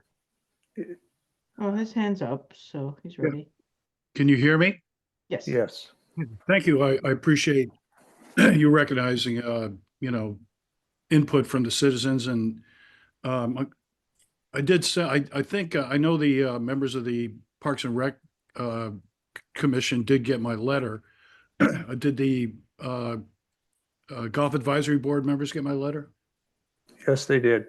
Okay, great. Well, I'm not going to, go over that particularly. I just, there are 2 points I want to make, and I did make one in the letter, which I felt was important. There was apparently, I don't know where this misconception came from, but in the consultant's report, and I quoted, a section of it where the consultant said that we, up till I think fiscal year 2024, the town had to subsidize the golf course to the tune of $250,000 every year. And my point in the letter was that, in fact, that was not the case. And I cited budget, records for that. So that, and that was one of the premises, I think, of the consultant's report for advocating for increasing the rates substantially. The other premise, which, and I could cite additional places in the consultant's report, for instance, on page 7, it says, before the pandemic, the Shinnecock Golf Course was subsidized by the general fund. And in fact, in the letter, I pointed out that the golf course enterprise account actually paid money back to the town in the general fund. And I could cite other instances where this was repeated in the consultant's report. But I want to, first of all, just make the point that there hasn't been a deficit. In fact, as of fiscal year 23, the fund balance was $1,090,000. At one point in the budgets, up till a few years ago, that fund balance was always noted in the budget, the golf course portion of the budget. It isn't anymore. So I don't know what the current fund balance is, but it was stated in the last meeting it was $1,090,000. So there is, a surplus currently being generated. So I think that in and of itself is not a basis for large increases in the season passes. I'm a season pass holder. But the other thing is, another premise of the consultant's report is the capital improvement plan that was pegged at $7 million. And the consultant was recommending these, I think he recommended a increase from like $1,600 to $2,800 across the board for all season pass holders. I don't think that's, first of all, supported by the current fiscal situation, but I also feel that I'm not sure where this capital improvement program came from. You can see it in the consultant's report. For instance, on page 75, there's a list of various expenditures, one of them being replacing all the greens for $1,200,000. And there's a number of other things that are cited in here, replacing, I think, bunkers, a turf care center for $200,000, cold storage for equipment, $850,000. Apparently that would be a building of some kind. Equipment repair shop, $938,000. Just going through some of those, and they add up to $7 million. But it seems like, to me, I mean, I'm not aware of any other contemplation of these projects that have ever either been authorized or considered, and they seem to be derived completely and solely by the consultant. And they are, the consultant's justification for his recommended rate increases. And, what I'm concerned about is two things. One is those aren't current plans. They're not on the drawing board as far as I know. And they're not, we're being asked to very substantially increase season passes and daily rates on the basis of something that in fact doesn't exist and hasn't been approved, authorized, or even, as I understand it, recommended. There are some things there. Of course, the irrigation apparently needs to be, I don't know if it's replaced, but certainly improved, some 20 years old. But beyond that, all the other items that he's suggested are just not, they don't exist.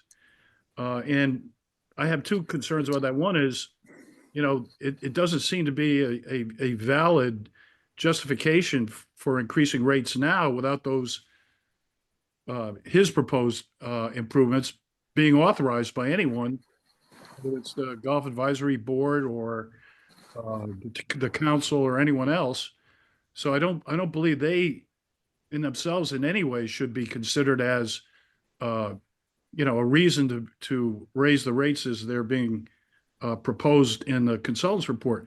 The other thing that concerns me is we currently, as I said, we have apparently $1,090,000 as a fund balance. That fund balance would, if we were to increase the rates as suggested, even at the last meeting, I think it was suggested that season passes go from $1,700 something for non-residents to like $2,300. And again, that's based on the idea that we're going to have these capital improvements. So I don't think, there's any reason in actuality, in reality right now to have these kinds of fee increases. The other thing I'm concerned about is, let's say that we did that and our fund balance, without currently having any plans to apply it would grow. I don't want to say exponentially, but certainly considerably. And one thing I'm concerned about is I'm not sure, what the derivation or decision to have this consultant's report was done. I mean, there are things in there I think that are pretty useful in terms of software and others, but I'm concerned that instead of this being a self-sustaining and independent enterprise account, this has now become a revenue producer for the town. As I mentioned in my letter, the golf course has, over the years, paid money to the general fund, and there's nothing that would prevent, if I was, I was a counselor, and counselors are always, budgets are difficult to do. And I think it'd be very tempting if I was a counselor and I saw very large increases in the fund balance, I would look to apply them to the general fund instead of them being of service to the golf course in some way. So that is, I think, a major, it would be a major temptation for a counselor or counselors to dip into that. And I'm not going to say that that's a motivation for these increases, but it certainly, raises the question about,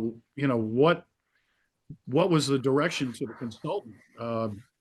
Now, that being said, in the report, for instance, on page, let's see, on page 4, the consultant remarks he recommended a $20 instead of the current daily rate of $50. He recommended $70. And he said on page 72 of the report, thus a proposed $20 increase in the prime time rate would create the expectation that revenue would increase by the number of rounds played times $12 and would increase green fee revenue, increase it by $453,756, effectively generating sufficient capital for the deferred capital investment in the golf course. Now, that's just outside of any increases to the seasonal passes. That increase just on the primetime rate would effectively pay for these capital improvements, which currently they're not on paper. They're simply the consultant's apparent desire. But the point of this is, if you consider an increase in the primetime rate, maybe not 70, but 10, and if you consider a reasonable increase in the season pass, we would likely get to the point where we would have enough money to do capital improvements. I also would like to just make the point that in the past, there have been a number of different projects, restoring greens, like the 11th hole, the green structure, and other things that have been done incrementally over time. And, we're looking at a $7 million capital improvement program that is apparently something to be done all at once. I don't know, but we certainly could do a number of the things that are recommended in incremental fashion, including the irrigation restoration or renovation or repairs. I don't know if it's going to cost $3 million. I mean, Eric may, have, done some figuring on that, and that's an actual figure. But I just don't think that when you look at the consultant's report and the premises of it, first of all, it's incorrect as far as the financial health of the course. And secondly, again, there are recommendations based on something that doesn't exist.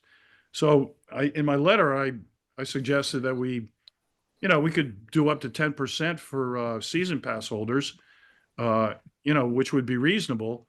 But in actuality, the recommended amount of $2,300 is a very substantial 44% increase in the daily rates.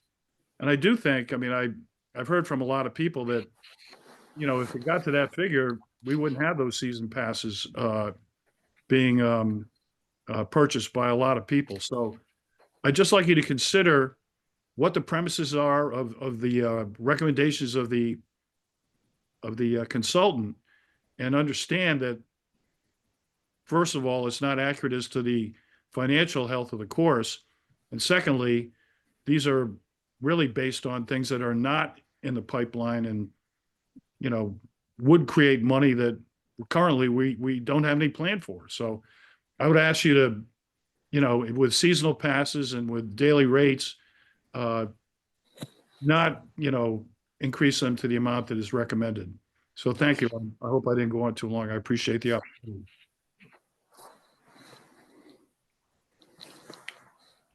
Mike, if I could just speak to some of the issues or points that Mr. McCausher brought up. If you look at the CIP schedule that Eric has put together over the next 5 years, a number of those projects that were identified by the consultant are projects that have been on the CIP schedule for a number of years. So, the notion that the consultant, was just, trying to come up with numbers is not accurate. There was a lot of discussion with Eric about the projects, and like I said, a number of these projects have been identified for a number of years and are laid out over the next 5 years. The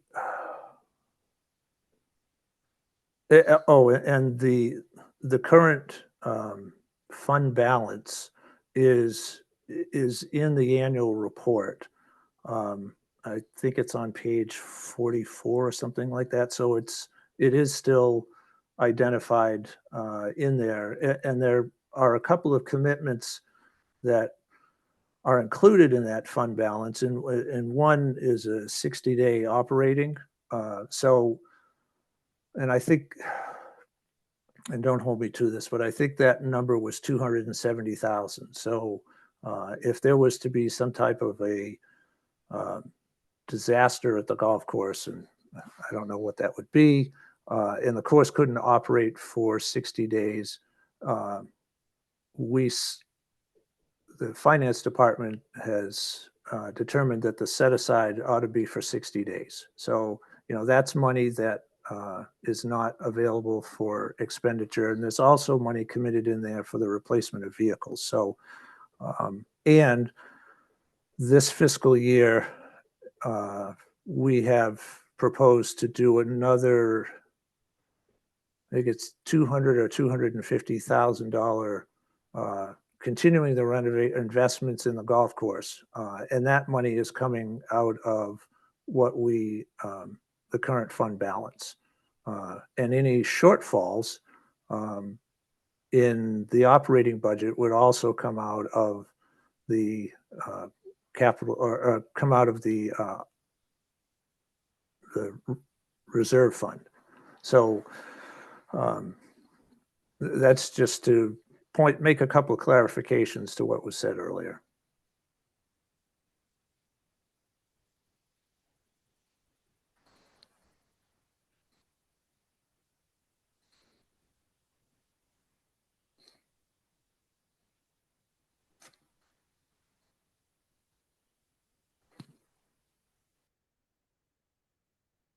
Should we move on to Dominic?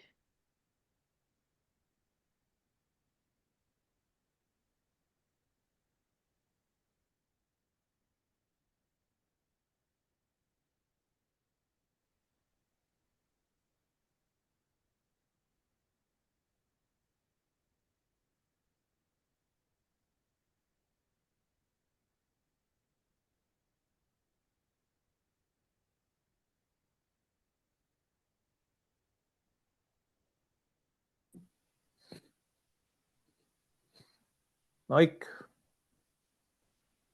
You've got Dominic and you've got Chuck, who both have their hands up on the attendees list side.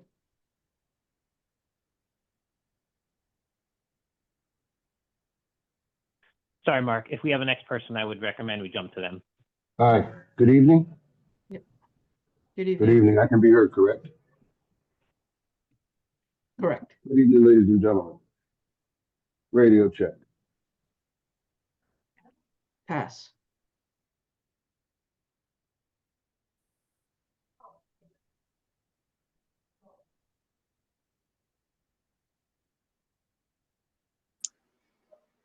Mr. Meyer.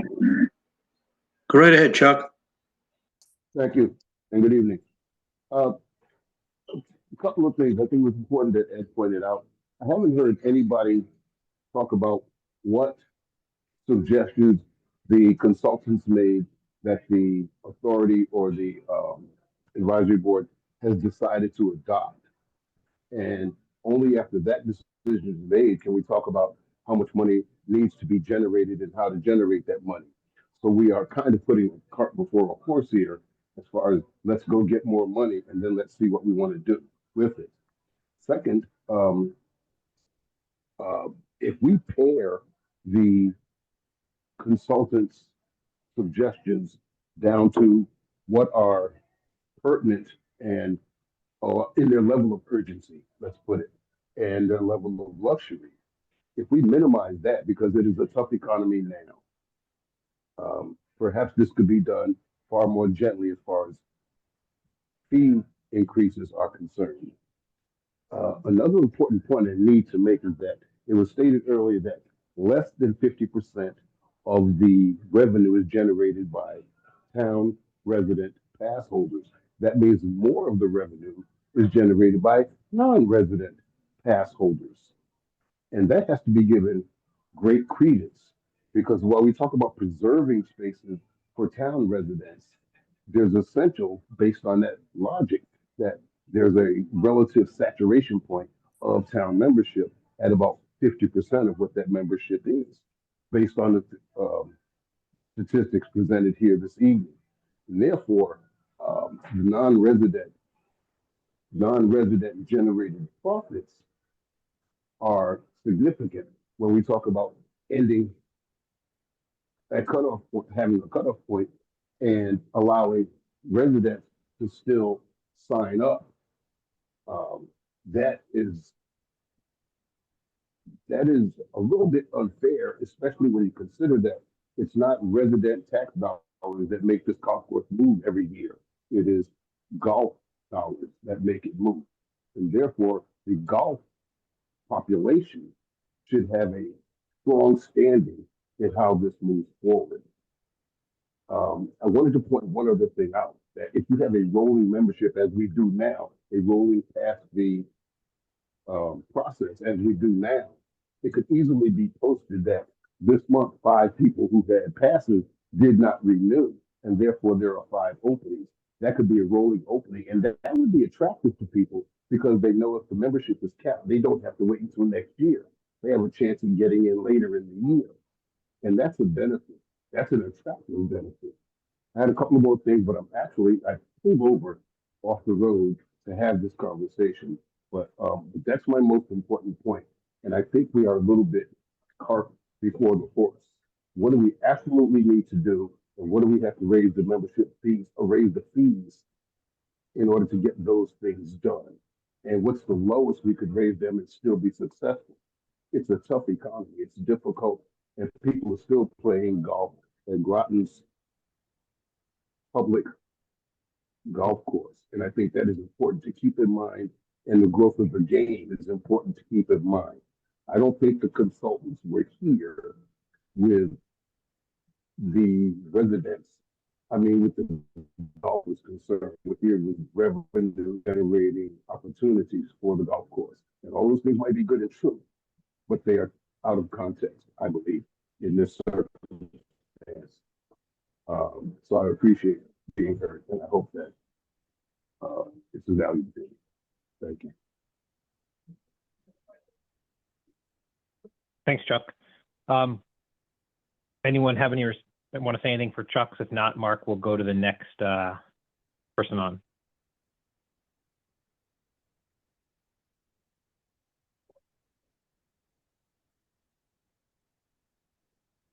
All right, next, Mark.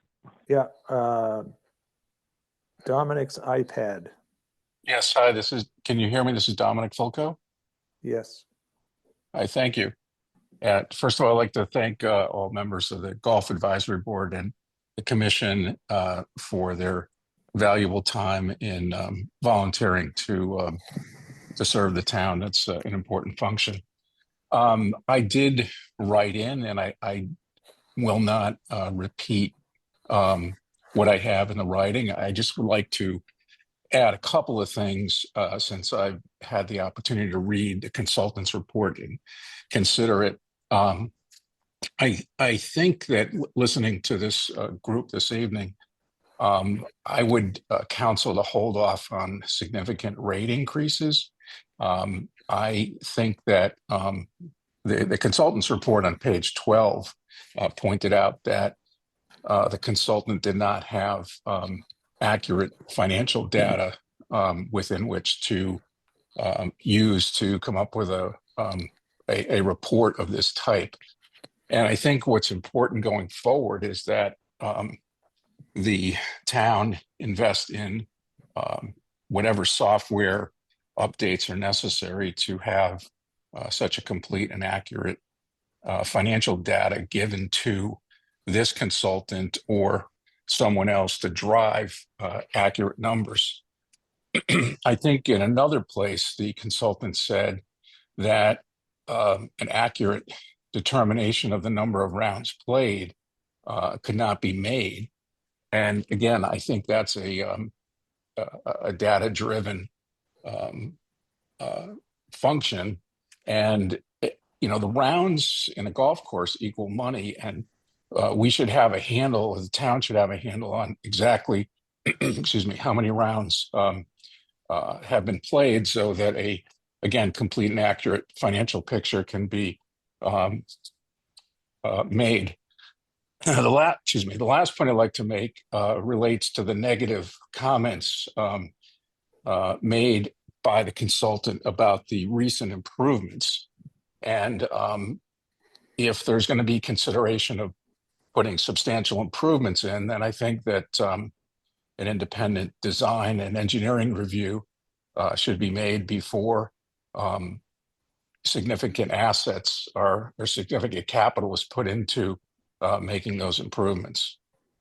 So those are the three major comments that I have this evening. And again, thank you for your time and consideration.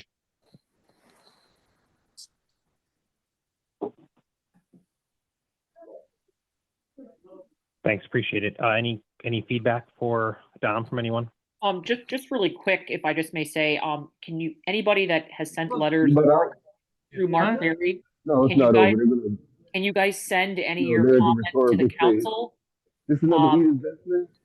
Chuck Potter, I think you're unmuted, Mr. Potter, just a heads up. Oh, my bad. Yeah. If everyone could please send this stuff towards the council as well, I think it'd be very helpful. Or if Mark Berry has them all, if they can all be sent over, it'd be very helpful to capture all this. Thank you. Thanks. Yeah, maybe Elizabeth, maybe if we can just do is in the meeting minutes, if we can just make a list of who sent correspondence, and then Mark can collate those correspondence and attach them, that would be appreciated. Thank you. I currently have a list of 5. There may be a few more that have been sent Okay, we can compare our list. a while back. So, yeah, I'll get you some names. Thank you. Down.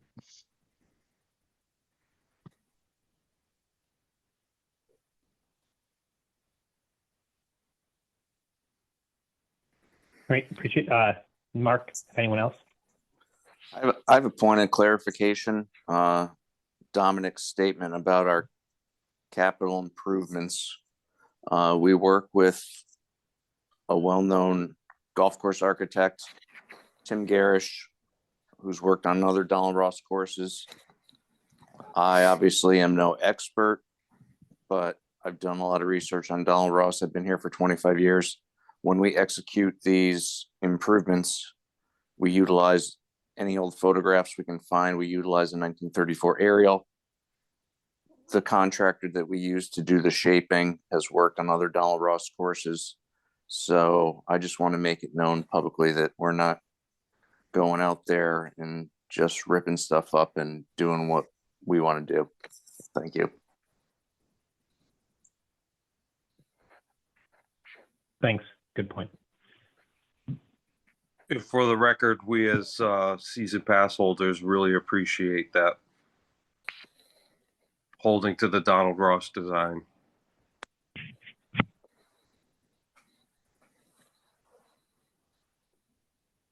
Mark, anyone else that called in or wanted to speak? No, I haven't seen any new hands. Dominic's hand is still up. I'm not sure. Oh, nope. Okay, no new hands. All right, thanks. General feedback I got from folks is everyone did expect an increase, not as substantial, but people did understand that there was an increase coming and that it would be more than the inflation percent. The biggest frustration I got from talking to a lot of folks is cancellation.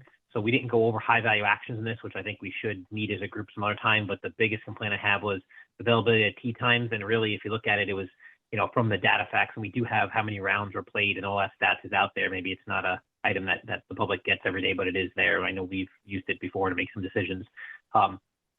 There was double the amount of rounds booked that there was played. So that's a pretty high stat of cancellation. So, I think we definitely need to adopt a cancellation fee or policy. I don't think that's what we're going to do tonight, but I think we should have Mark have another joint type meeting in the future, and we should talk about the high value actions, because I think there are some of them came from the consultant and some of them are variations. I think there are some that we as the two councils should go proceed with kind of dates on and put a tactical plan together, and try to do that from that. But that was some feedback I got. So maybe if the other commissioners, before we go in, jump into rates, if there's any generic feedback people wanted to give before we talk facts and figures of rates, the floor is open from commissioner standpoint.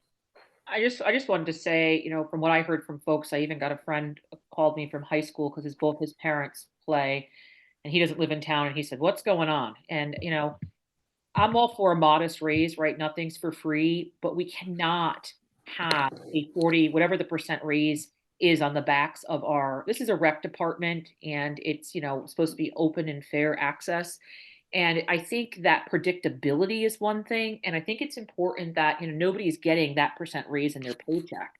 And you don't want to limit people. We learned during COVID that outdoor activities and exercise are vital to our community. And this is like a park. I see it as a park. It's a nature preserve, and it's a beautiful asset to have, and people go out and enjoy it, right? It's a social event.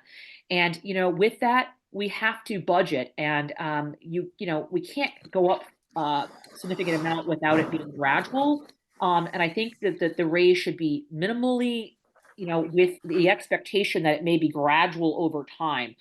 I do have concerns about where we're applying it, if it's going to be season versus this. I mean, maybe it's a little bit here, a little bit there, so it's not an impact all in one. I don't know, but I just do overwhelmingly heard the concerns of where is this increase coming from? Where is that money being applied to? What is the plan?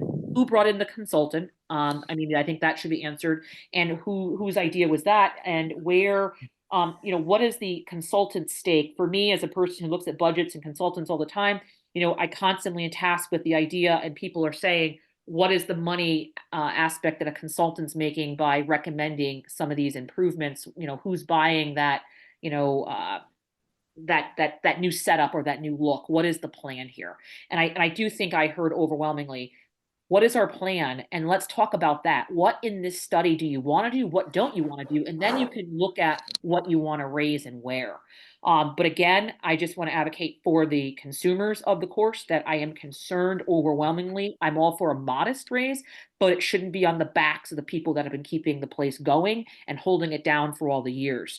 If I went to my gym and they told me it was going up 40%, I might have to drop out. You know what I mean? That's just not feasible. Nobody's making a 40% increase that I'm aware of. So I just want to make sure we understand what we're doing here. And these are the questions I have. And I've been running into people everywhere talking about it. So I think we're tasked with a big opportunity here. And I understand, everyone has the best interest at the course, but I am concerned about too large of an increase on the backs of the players all at once. Thank you.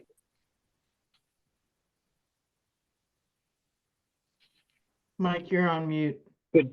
Yeah, sorry. So good questions. I think the only thing we may want to go over, you did ask one good question, Counselor, of what are the strategic plans? I'll give a 30-second speech, and I think I'll turn it over to Margaret or some of the our golf course staff to maybe go in depth.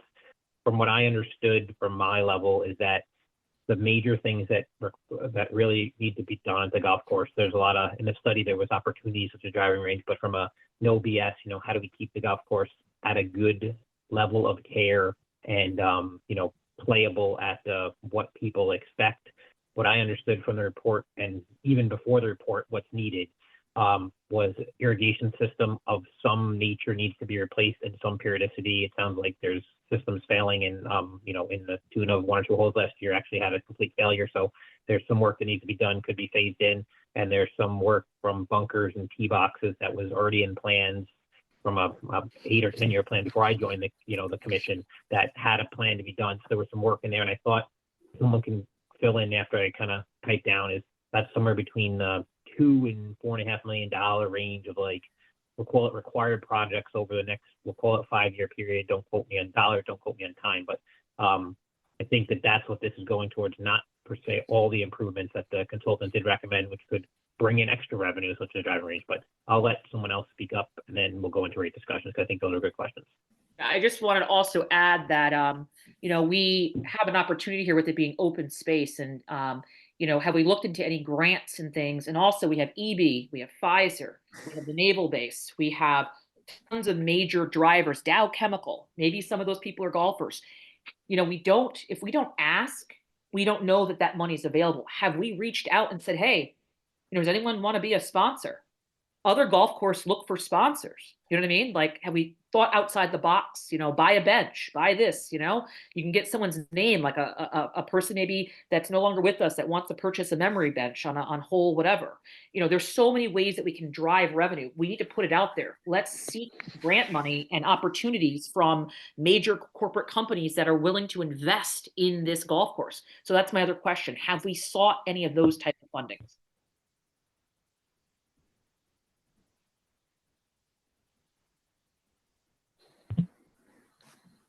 Does anyone want to comment on any of the required improvements, or do we want to jump into rate discussion? I'd like to speak, if I may, just Marie Shaw. Sure. I assume you're. Okay, thank you. Yeah. Golf Advisory Board. I totally agree with Councilor Bordelon and what she said. I won't reiterate, but I do want to just make the point for Groton taxpayers. Even if the course could be fiscally independent, it never will be, because we taxpayers, we support the infrastructure, we support the emergency services, the police, it goes on and on. But also, and this point was made to me by one of our residents, that having the non-taxable assets of Parks and Rec, including the course, that is a way that we support. But if we think of the course as being taxable property, what would that be if that was residential taxable property? I don't suggest it, but just think about that number, what that could be. But we taxpayers of Groton, we residents of Groton, we support the fabulous programs that give us lifelong opportunities for continuing health and learning that Parks and Rec provide. Also, we pay for that, and we're going to pay for that. And we want to support that. But I do think that nominal amount for a resident is important to have in the fee structure. I have been approached by many, many people this month. I met a lot of people I don't know, but what came out loud and clear was, please do not raise the rates at the recommendation of the consultant or at the past meeting, that option 1 or option 2. Do it reasonably, do it stepped, and secondly, recognize the continued effort that will come from Groton residents financially to support Shinnecock.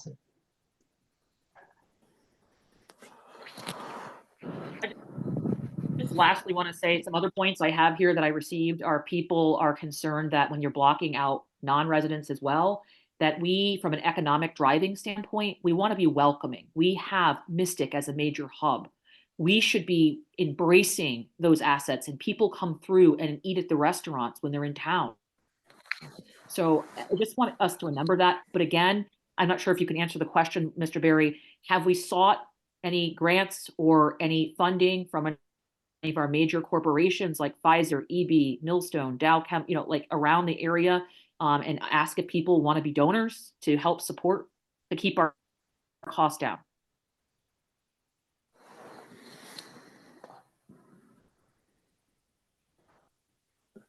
Not that I'm aware of. We haven't asked EB to, are you suggesting purchasing a couple holes? Or sky is the limits. It's really how you guys want to do it. But when I did my research, overwhelmingly what I said, they can be sponsors, they can have banners. They want to invest in this because it supports their employees. There might be people who are members who work at these facilities and might, be able to be in contact with, there's always grant and money opportunities from the state. Like we should really put the ask out there that we're looking for support and sponsors to keep our resident and non-resident costs down.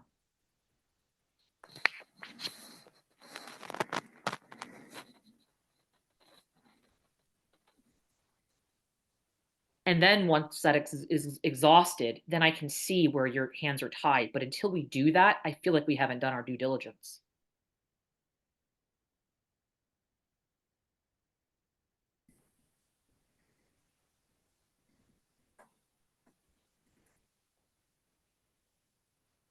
Thanks. So I propose that we move to break it up, and whether we vote on them by daily rate, season pass, or not pass, but yeah, season pass and loyalty card. I'd recommend that we start the discussion at the daily rates. What I can do, and either I can bring it up, I'll bring it up on a screen share, but we can also have Margaret do it. She has a lot more facts than I do. I had sent out an Excel with some items, but again, we can jump to Margaret. She has a lot more than I do. I think we should go through and say, what do we think the pricing should be, and then vote on it. That's how I propose we go. So I'll bring it up. We don't have to go in that order, but that would be my recommended next steps. So really a lot of junk in this Excel, but what we'd be talking about is just this area I have highlighted here of daily rates. Don't really ignore the stuff to the right for now. This is what it was in calendar year 25. This is my personal recommendation. We're talking to people on, or this was 24. This is my personal recommendation from 25. And that's the percent increase. It's the simple math calc. Again, we can pull up Margaret's thing if you would like. I know there was different recommendations from the GAB to everyone than these figures. I think that in the GAB's recommendation was higher in some cases, except for, I believe, the tournament. I think my recommendation was higher, and really that the intent was that we wanted to drive the tournaments to the weekday to allow, such as you said, Councilwoman, we have a lot of visitors come in, and I think the intent is that visitors are not going to buy season passes, but they're going to play in what we call prime time on the weekends, and that frees up some of that prime time to tourists, non-residents, residents alike wanting to play on the weekends when it is prime time, right? Like, a lot of places have higher fees during prime time. So that's what you're getting to. That's where you get your increased revenue when you drive tournaments, things that can be done on the weekday at a cheaper rate to bring in more revenue on the weekend. So you see what's on the screen, open for discussion. Someone else can pull up another chart. This was just a start. I will pipe down now and let the discussion occur. I just want to ask if you could, whatever grid we're going at first, could you just enlarge that singly so we can see that better? Yep. Give me 1 second and hang on. I'll just do this too, so it'll become very easy. I can zoom in more, but then you won't see the whole grid. Does that work with you? Is that readable for everyone? Looks a little better. Okay. Again, I can zoom in if you want, but then you just don't see the whole chart at once. So you guys tell me what's easy for you to read. It's on my screen, so I can see it easily. But I don't think that there was any changes here in some of the golf reservoir. I don't think there was any changes in terms of weekend or weekday definitions. I think the only thing that changed was the 9-hole after 4 became a twilight, and it really wasn't a 9-hole. It was a after 4, play as many as you can play. That was the only discussion we had that really changed. I think there was an associate added before, but I will let Margaret kind of take this discussion over, maybe because she has a lot more benefit and knowledge than I do. Over. I just don't see military. Again, numbers can be changed. Military personnel on that grid, or is that somewhere else, or am I missing? Yeah, no, the military is included with the senior. Perfect. Thank you. You're welcome. Yeah, so this would be the proposed greens fee structure or greens fee set of rates.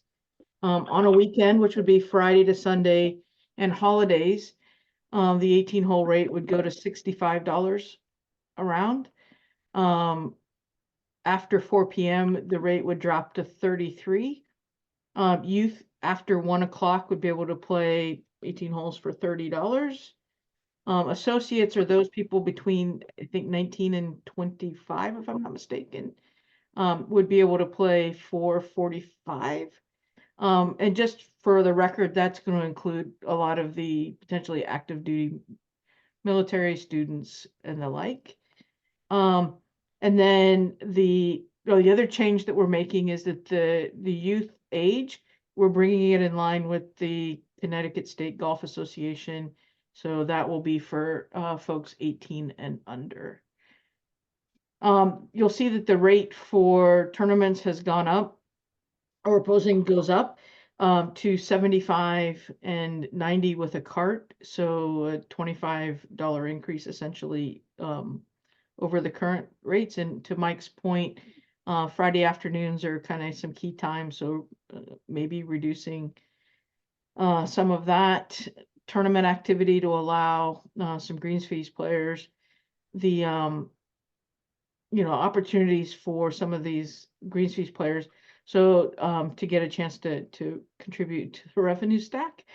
During the week, which would be Monday to Thursday, 18 holes would go to 55. The senior and military would be 50.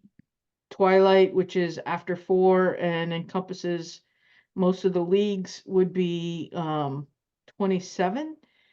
The youth rate 18 and under to play anytime on a weekend or on a weekday would be $25. 19 to 25-year-olds, $40. And then again, the league rate would match the Twilight rate. And then if you wanted to play a tournament or run a tournament, a charity tournament in particular, or some sort of outing, the proposal would be that the tournament rate be $60 if you're going to walk and $75 if you're going to take a cart. Obviously the big increaser here is the 18 hole on the weekend, as well as the tournament rates. And I think the tournament rate was asked to go up, and it did make sense by the consultant because to put a tournament together takes more work by the golf course staff. So there should be a premium charged to do that. Exactly. So that's based on the recommendations.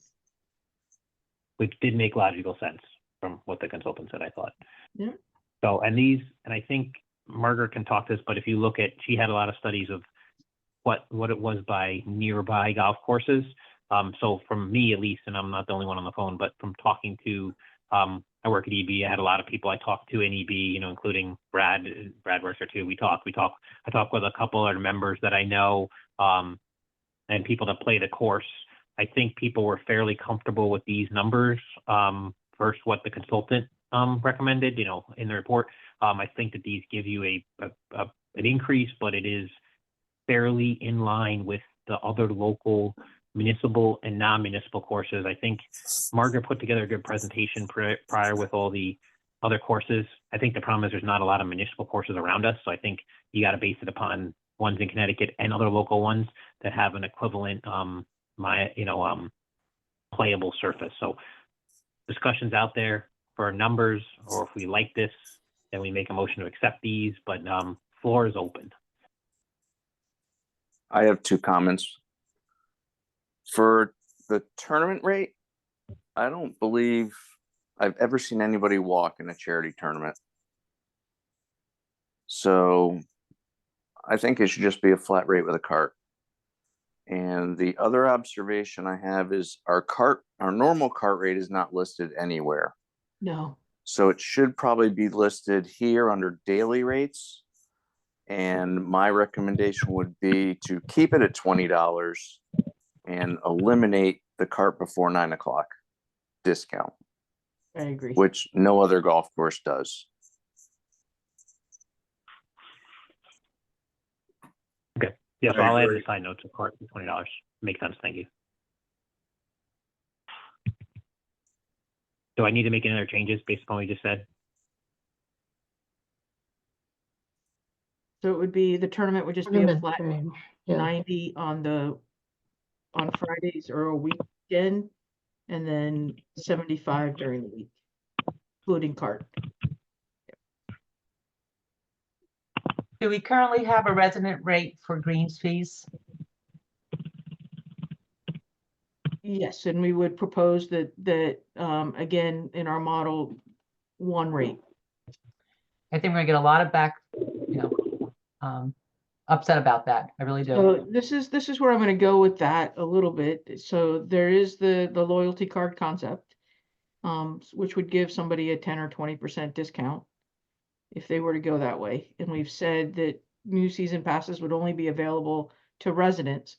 So if somebody were to purchase that, they would get 20% off probably. So they'd be paying 44 during the week potentially, and they'd be paying 52 on the weekend. From what I would recommend that we just take a small percentage off of the recommended rate for the categories 18 hole and the 18 hole for weekdays and weekends, a small percentage off for residents. Just so I'm clear, just what you just said. So I want to highlight the cells where you thought the discount should go, just so I'm making sure I heard it. On the 18 You holes, recommended for weekend and weekdays, okay. that there be a small percentage taken off for Groton residents. Is it just those two categories that you're proposing? Just so I'm clear. That's what I'm proposing. Okay.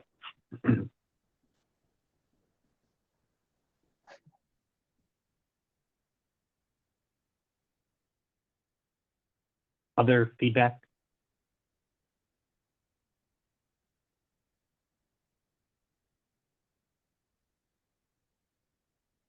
And is there a dollar figure you're proposing on those two? So, you know, is it a percentage or a dollar figure off? For example, this one's 65. Is it 60 or is it a percent? What is $2 off something? You know, I mean, small, but just it's a recognition. It's a recognition of a Groton resident.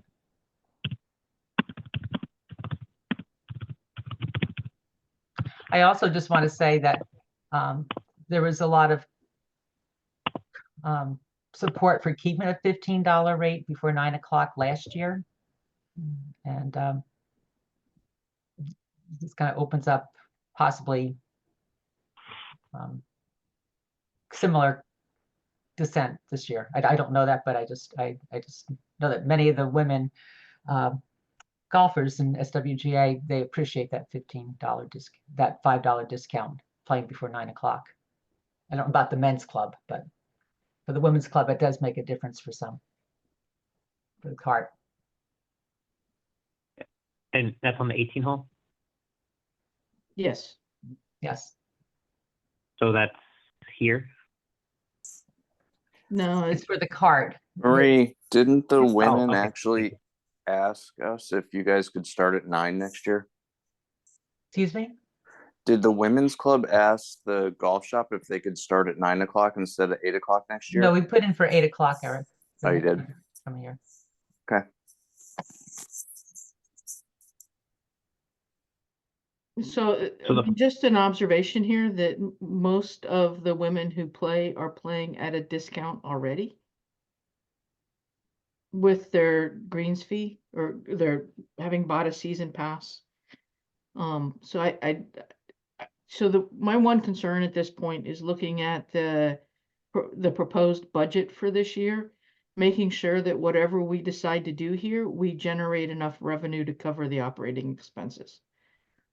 So just if you hear any questioning or I just want to break even and make sure, and having had some visibility into how some of this potentially models out, I'm just a wee bit concerned.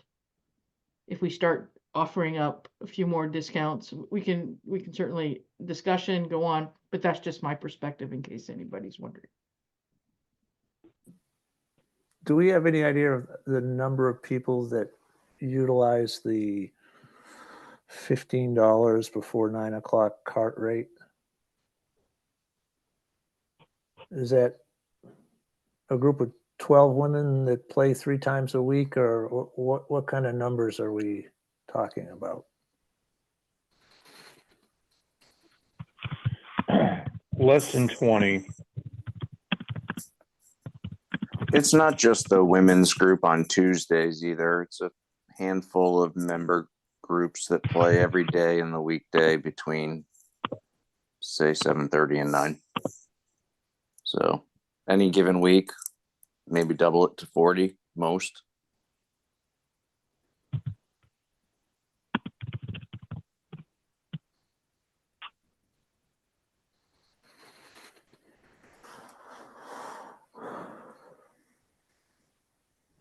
So what I got on the screen is what I captured. Okay.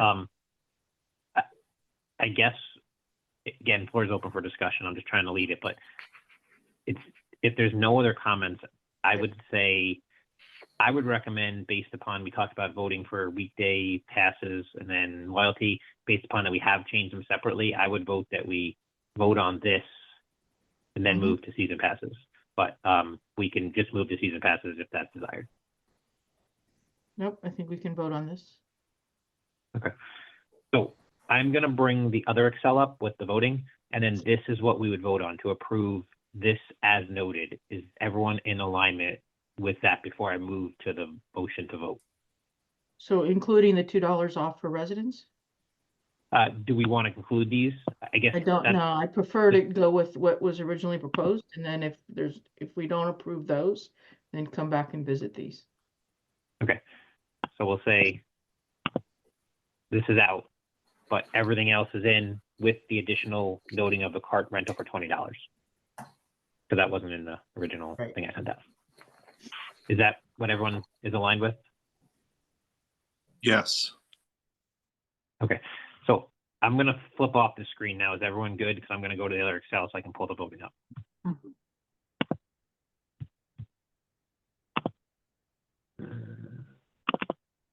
Right. So the motion I'm going to propose is approval of the suggested daily rates that we just went over for the 2025 season. And we will go through voting yes or no on them. I'll go first. I'm going to say yes. Then I'll go to Elizabeth next. Yes. Jim?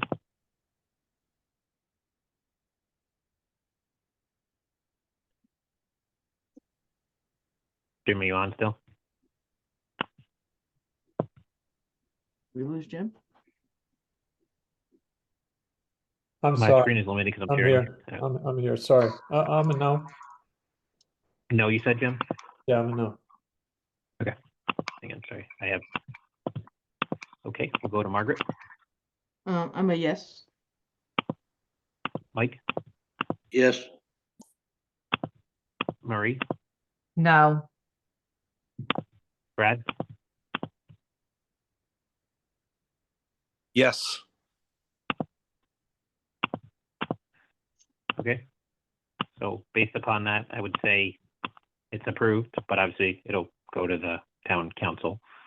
Let me jump to the next thing. So I think because we're approved, we move to the season passes. Is that good with everyone then?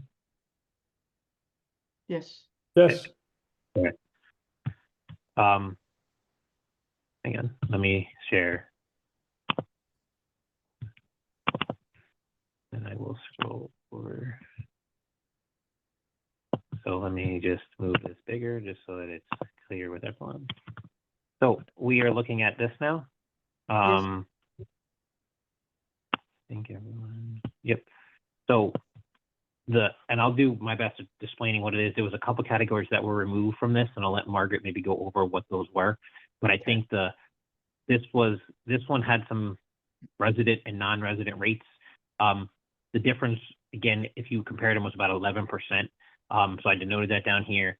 I defined family as husband, wife, son, daughter, or stepdaughter or stepson living with them in the same residence. That's I don't think we had a family definition, but that's what we denoted as. This was the non-resident rate prior. There was some categories removed. And the only other thing I think that was on for discussion that I had gotten feedback for that we should discuss is the limited pass change definition. it was, so I had put my feedback, but this can change, of Monday through Friday, anytime, Saturday and Sunday after 3. Originally, the last meeting, it was no Saturdays and Sundays. After 3 was deemed, from the feedback I got, as the core hours on weekends were up till 3 p.m.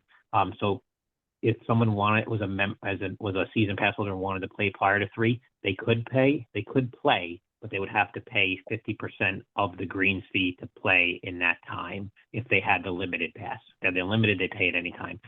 Shows you the percent increase. And I will let Margaret discuss more on this, because there was some categories removed. So maybe you can just mention which ones are removed. We can talk price differences if we recommend, but that's what's on the table. And again, if you want to bring something up different, Margaret, feel free. You can share your screen over. Okay, so I haven't seen these numbers. I didn't, sorry, go ahead. Excuse me, Margaret, I'm sorry. Limited members could play after 12 on the weekends and We're gonna holidays. change that to after 3. That's To ensure that the full members and the greens fees folks during the prime times have an opportunity to get appropriate tee times.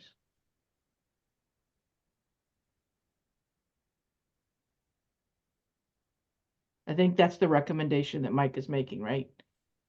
Correct. That's the feedback I got from last meeting and from talking to folks. Again, it's up for discussion, but that's what the proposal I have is under this. And then the numbers again are different from what was shown last time. This is my personal take from talking to people and getting feedback. But again, Margaret, you can share your screen. I know you had some different numbers. We can go over that. The categories are the same you had. I just took out the ones that we were not having this year. I didn't add them in the chart because I thought if we're not having them, just take them out. But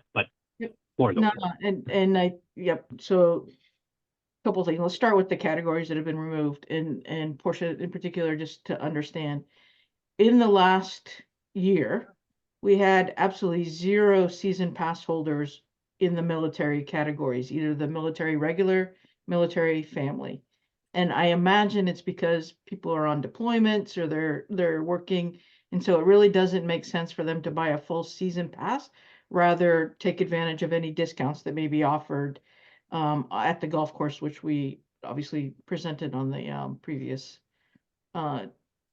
slide.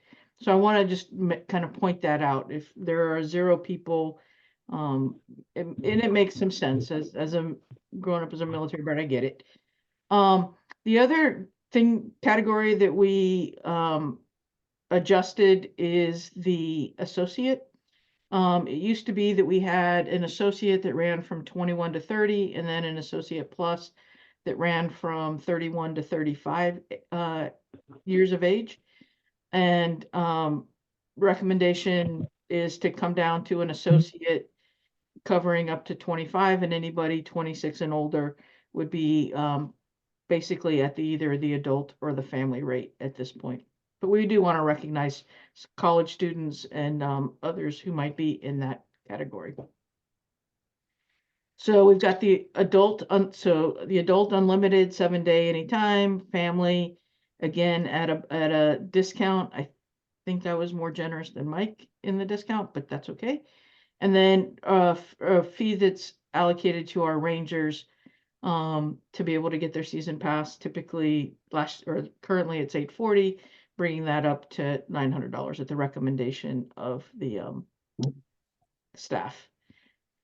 So the limited, again, Monday to Friday, anytime. So on Friday, they do get to take advantage of some of those prime times, and then Saturday and Sunday after 3, and at that 50% discount. So we would basically be taking, the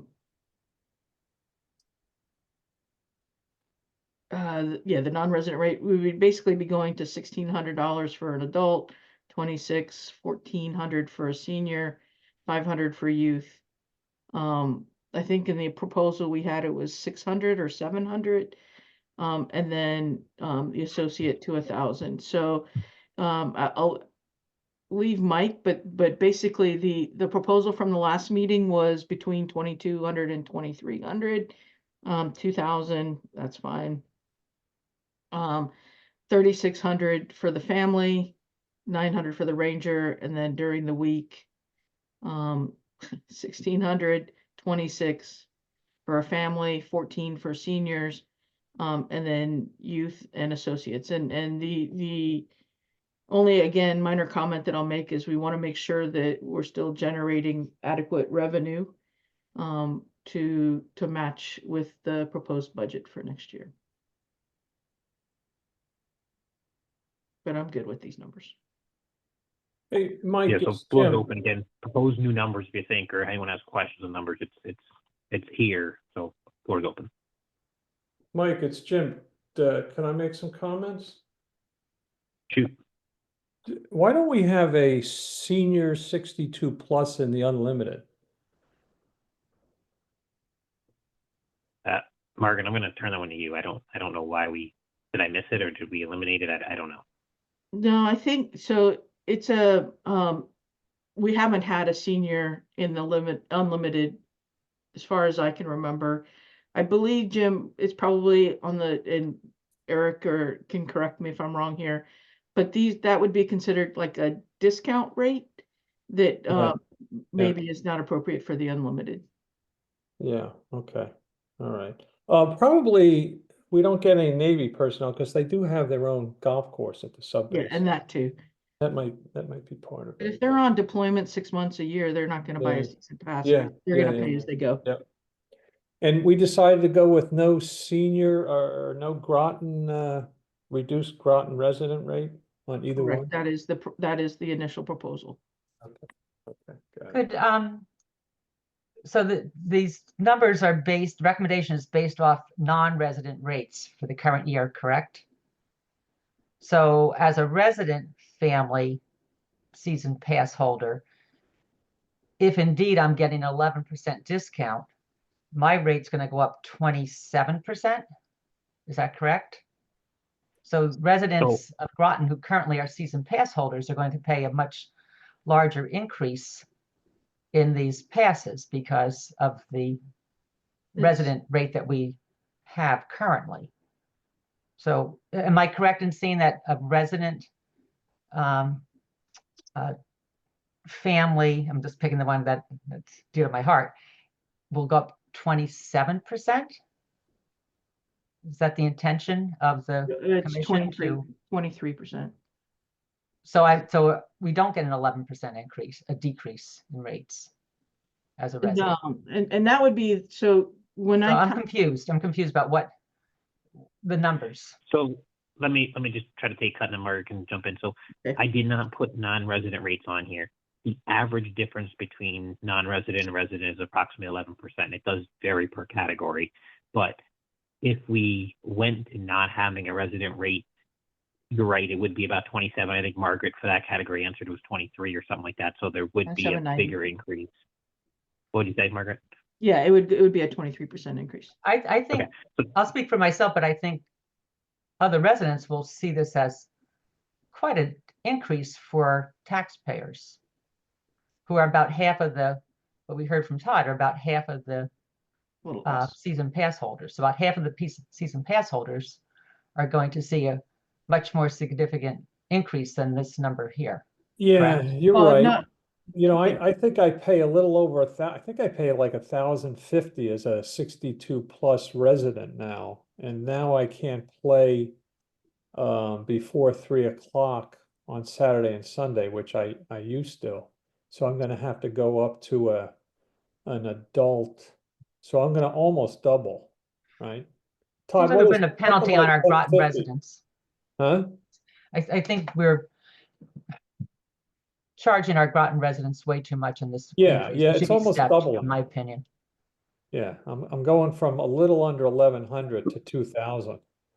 Okay, that's yeah. So the one right here, if we did, so what I would typically do, I think, was 15% discount off of the combined.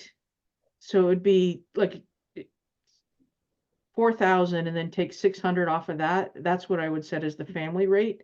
So that would bring it to 3,400, Mike. That's where I would have gone. Instead of 36? Instead of the 36 down to 34. And then the 1,600 would be head spinning.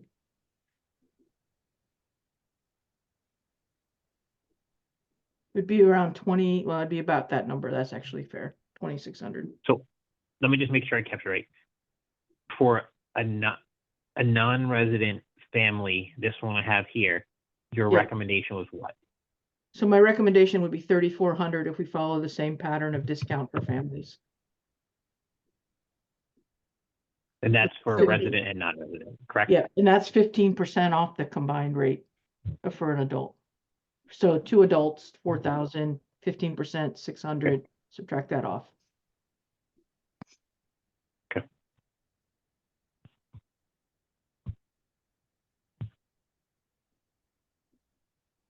Summer, I think your concern was, And what about the adult, the single membership? It doesn't that go down the line? He for- actually went, he went the adult. No, so the You're basing off family is, non-resident rates, then a resident is going to get pay a higher increase than from 2024 to 2025. so if I for look all the at that, categories, that's true. yeah, for all these categories. So if I All look these at categories, the resident is, I don't want to say being penalized, but reality is we are, because we're going to be taking yeah, a higher, have to open up our wallets a little I bit mean, more than a there is an option on non-resident. the table Doesn't to make give a sense. discount for residents. I mean, like, that's kind of what I had as a note down here, is, you know, if there was discussion and appetite for it, you know, the recommendation might go to town council if you want that we like a resident rate, but we'd also like the town to pitch in to fund the extra, and it maybe that caveat comes out, but that was a Yeah, how does fringe discussion benefits? on the table. I don't see how fringe benefits relates to the loyalty to So your the taxpayers. recommendation, I don't get that. it's not the loyalty to the golf course. Well, So I say discussion loyalty, was if but we you can were, call it something else, but the recognition of taxpayers. So Sure. can I just point out one other minor thing? And I'm sorry, Mike, just gonna go. But so let's say it's $3,400, and let's say there's 33 weeks in a season, something like that. My math, this is just to make my math easy. That means that a family is playing $100 a week essentially to play golf. If between the two of you, you play 6 times, 7 times, you're paying less than $20 a round on a course where the greens fee is $55, or the greens fee is $60, 55, or $60 in that case. Excuse me, 65. So you're, as a season pass, and this holds for everybody, as a season pass holder, we get quite an advantage and quite a discount off of the greens fee rate that is being put forward on the golf course. I just kind of want to point that out. So to anywhere you go to play golf for $20, $25 a round is pretty special already.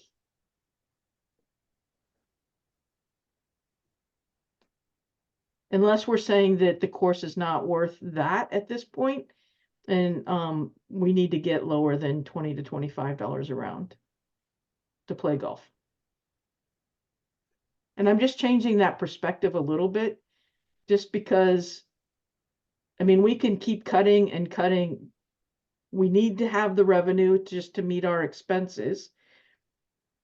And we're giving a fairly, even still at the new proposed rates, a fairly nice discount off of the rack rate if you play 3 times a week. Each of you play 3 times a week.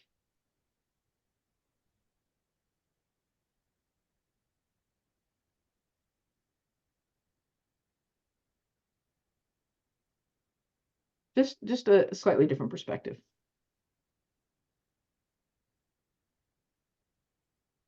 I think that's an interesting perspective too. Again, you know, in the sense that if we're also locking folks that can take out season passes, they're not able to get that, you know, rate, and so they in order to play, they're paying a lot more, right? Correct. And it's only because of the luck of the draw or because nobody vacated a membership. Correct. So, you know, a new person that's lived here 30 years says, you know what, I'm retired, I'm ready to play golf, and there's no room. And so again, I am not for crazy raises, but I can see that perspective you're speaking of, and I'm not sure how to make that right necessarily, but that is a pretty low cost in comparison to what someone's paying on a daily rate. Yep. And do you remember, Counselor, we did vote that all Groton residents can still join in and become members. I'm having trouble no hearing limit. you, sorry. So we did vote that that passes can be sold to any Groton residents. There's no cap on Groton residents. Okay, then that's, but still, I mean, Any golfer. we just don't want to be an exclusive Groton golf course either. I mean, that takes it. I mean, we want to be drawing. It should be an attraction. Understand. And you need those greens fees to be paid to make sure the revenue covers the expenses. Yeah, and you still attract other towns golfers, just not as season passers, as people that come and pay on pay to play basis. Mm-hmm. And just for clarification, can you is that senior rate also military rate? And if it is, can you just add that in there, because just so it's clear? Will do. Yep. This one, right? Yeah, one of the other ones that stands out to me is also the youth rate going up 44%. I mean, I don't know. I mean, do we really want? They got the highest spike on the 18 and under. It just doesn't seem right. Yeah, but again, I mean, they can play all summer long, 4 times a week. When you look at it, they're actually playing at an average of less than $10 a round. And I think that was commensurate with the study with what was comparable youth rates. Margaret? Yeah, right. With other courses around here, I think it's also fairly close. Elmridge or Norwich is 550. Let me go find Elmridge.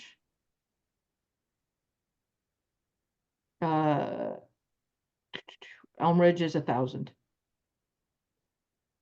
for youth. Yep. And those are both only courses that are open 8 months a year. So our $500 is technically significantly less. Does the calendar year for limited change from what it is now? Because I believe before, you tell me, March 1st, April 1st, a limited member can play anytime, and after October sometime they can also play anytime. But does that change? And the calendar when limited is enforced? November 1. Okay, so it won't change. Just so I can denote, when is that season, the limited season, between whoever just spoke? What is it between a certain time frame?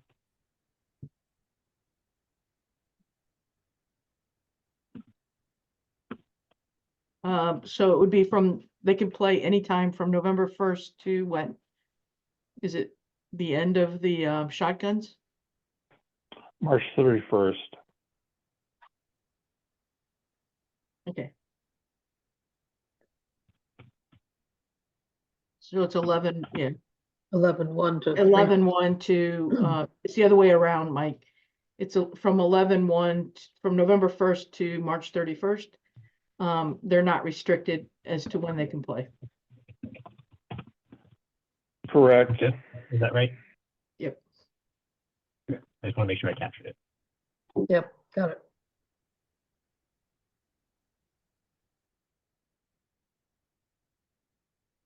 Hey, Margaret, I didn't print out all your sheets at the end of your spreadsheet PowerPoint presentation. Mm-hmm. Can you just, I don't know if you can put it on the screen, but do you have Norwich in front of you and what these rates would compare to Norwich right now? Yep, so hang on. And then I'll make it bigger. Pretty sure we're below what their new rates are. So these are their new rates. I know there's a lot of discussion about big percentage increases and stuff, but I think we need to price ourselves in our market. Yep. So Norwich, for an adult golfer, is $2,170 for the 2025 season, and this is for 8 months. The family is close to $3,600, and the limited golfer is at 1720. And then they have this concept of the young professional, which is equivalent to our associate. This economy golfer is a 20 play card, and then the junior golfer is $550. Is there something here in that gray box that talks, oh, that's okay. I was, Yeah, so what I was doing, trying to do, Portia, was trying to like equate Shenny. So given that they're only open basically 8 months of the year instead of the 12 months that we are. So to try and find a common way of comparing them. So I went with the cost to play 30 or 60 rounds. But it's basically $21.70 for a season pass. Now, their season pass does include their membership. They don't have a men's and women's club. They have a single club and they play all their championships out of that.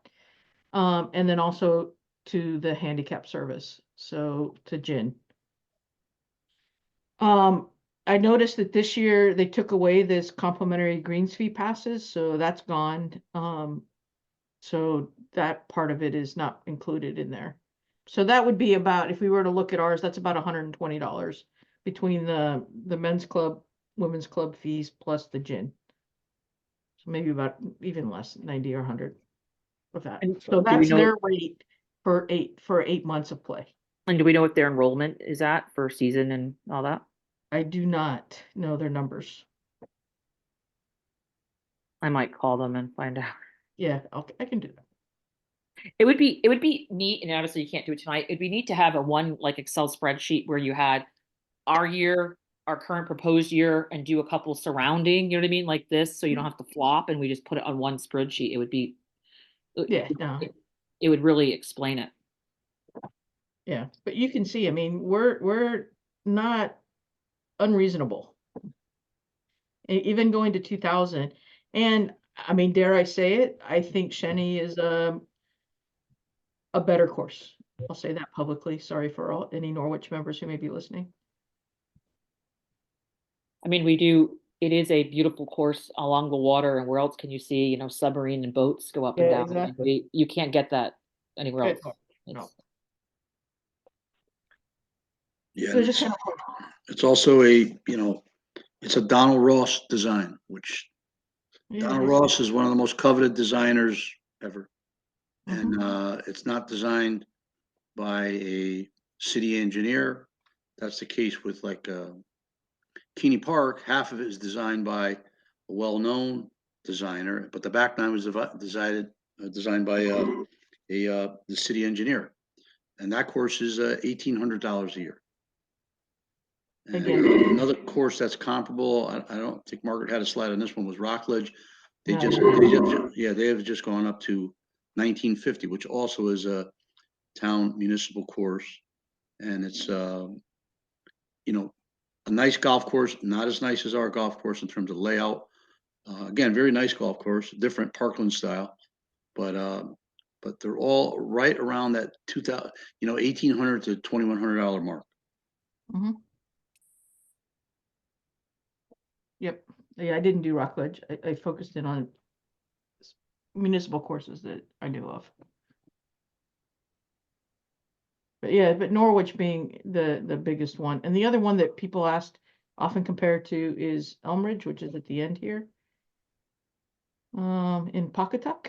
So again, 8 months of the year, not 12. Single is 1,900, families 2,800. And then their limited is 13 and 2,000. So the equivalents, I used 20%, not the 33% for the difference, but adjusted there to Shenny, theirs would be around 22, 23. The family would be around 34. The limited single would be around 16. Limited family around 24. And the junior is around 1,200. I don't think we're doing anything outrageous here, except for the increase, to everybody's point. Well, actually, most people only play like 8 or 9 months out of the year. They don't play in the dead of winter. But we offer an annual season pass. Yes, I know that, Yeah, but most people don't take advantage of that. correct. And that's, We are making a big change for the people that have limited that wanted to play on Saturday and or Sunday. correct. Okay. That's a big increase, very big. Okay, so it's almost double. Yep, I agree. I think I counted for that in one of Unless the you want to scenarios. move the 3 o'clock back to where it did. was, noon. Single player still, oh, this is, yeah, Yeah, I think I accounted for that in one of these yeah. scenarios. I think we ought to move the 3 o'clock back to noon. Where they can play under their limited. It's not only we're almost doubling their rate, they really can't play on the weekends anymore because nobody wants to play after 3.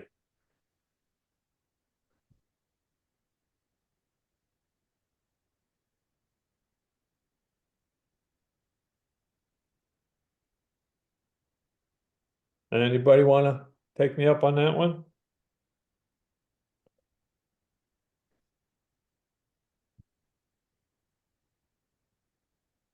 Jim, I think that they're choosing to buy a limited membership because they play mostly during the week. And then if they want to get in 9 holes, say Twilight, Saturday, Sunday, they have that option. Mhm.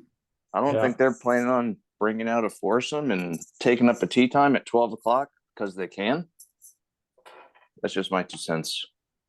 Yeah, okay. Well, my group did. I mean, I really don't pay I really don't mind paying the $2,000, but a lot of people might push back on that because they like playing on a Saturday or Sunday. Now, basically, they won't be able to. Jim, what do you have again? You have a weekday? Yeah, I'll play during the week.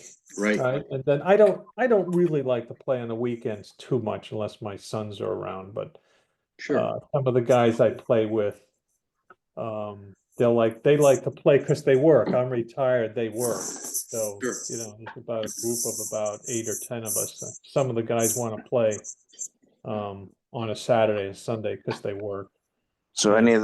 any of those categories, they can book a tee time from 12 to 3, 24 hours ahead of the public. No, you can't get that unless you're playing before after 3. Okay. No, but you say you want to move it to 12. Yeah, like it So was. if you move it to 12 on Saturday and Sunday, and you have 24 hours advance tee time preferability, yeah, we're losing possibly another 3 hours of greens fee tee times. Right, that's the way it's been, right? Yeah. Yeah, and we're going to change that to get more revenue, right? Yeah, so we're going to get more revenue there, and then we're also going to get more revenue because we're going to force some of them to go to the full from the limited, just so you know that. Okay, that's what we're doing here. So anybody that was on a limited that wants to play weekends, okay, well, we'll see a big increase. And then the course will also be getting increased revenue because I don't think you'll see a lot of those limited members change to a full-time membership. And if they want to play on a weekend every now and then, they can pay the reduced greens fee. And they're still below the total full membership. And they can book a day in advance, so they can get that premium time booked earlier too. That is a benefit. Well, there's no premium time because it's after 3. All right. But I'm saying if they wanted to book from 12 to 3, they could book. Yeah, if they want to play, play. so they pay for it. Yeah. Yeah, if you pay the greens fees, and just depending on how many times you do that during the course of the year, you won't be up anywhere near $2,000. You'll still be probably well below $1,300, I bet. Maybe 1,400, so it won't be too bad. If I got it right, what you do. Or what you or other people like yourself may do, right? Because they want to play a little earlier. I get it. Yeah. Yep.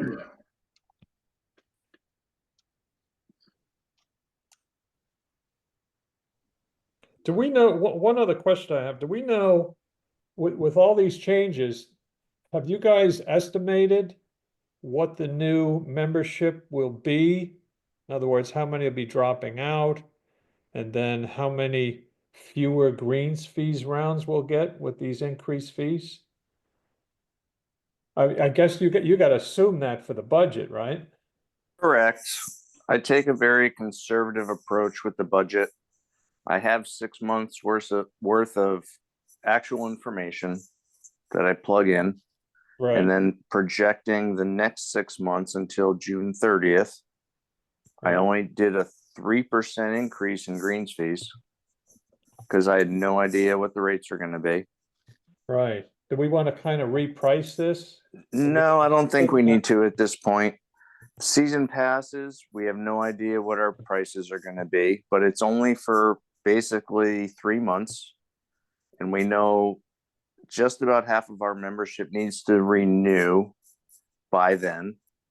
So Mark put together a chart based on some projected pricing. Mhm. It looks like that might be lower than that now, but not significantly. And we actually took into consideration, instead of a 10% attrition, 15% attrition. And that's what we based those numbers on that I told you earlier tonight, that produced about 1.8 something million dollars. Okay, so just so I understand, are you assuming that the T sheets are still going to be full? Because I assume they were full last year.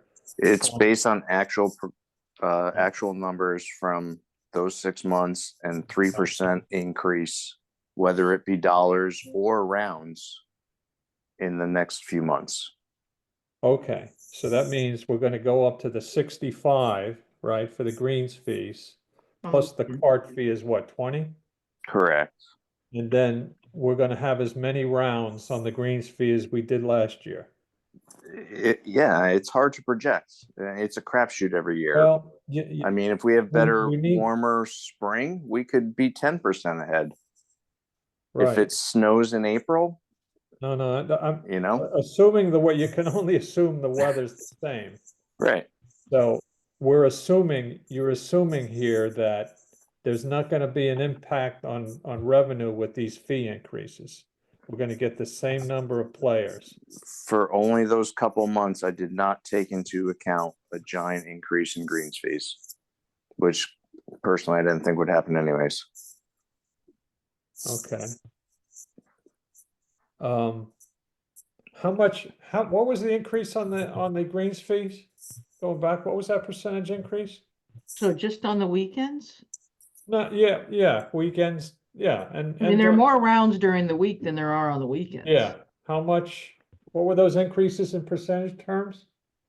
There you go. 30? Jim, I think that's what you're asking for, right? Okay, so we're gonna assume about a 30% increase in the greens fees. And we're also going to assume that they're gonna fill up the T sheet. We're still gonna get the same number of rounds? I think you're at the season pass on column 9. Yeah, I see it on the left, the daily rates, yeah. Yeah. Everybody's okay with Yeah. that? Mhm. Gonna get the same number of rounds on the course, even though we're raising the fees 30%? Yep. I think the demand is there, Okay. All right, my personal opinion. okay. When you price all that up, Eric, with these, did you say you priced that up with these big increases? No, I did not know what increase was going to be put into the budget yet. So Okay, do we think we should know? I took the what the new- actuals Yeah, from last fiscal year, January through June, and I just tacked on 3%. okay, so we really don't know what the revenue projection is gonna be with these changes. No, we do not. Okay, all right, so before we vote on this, should we know?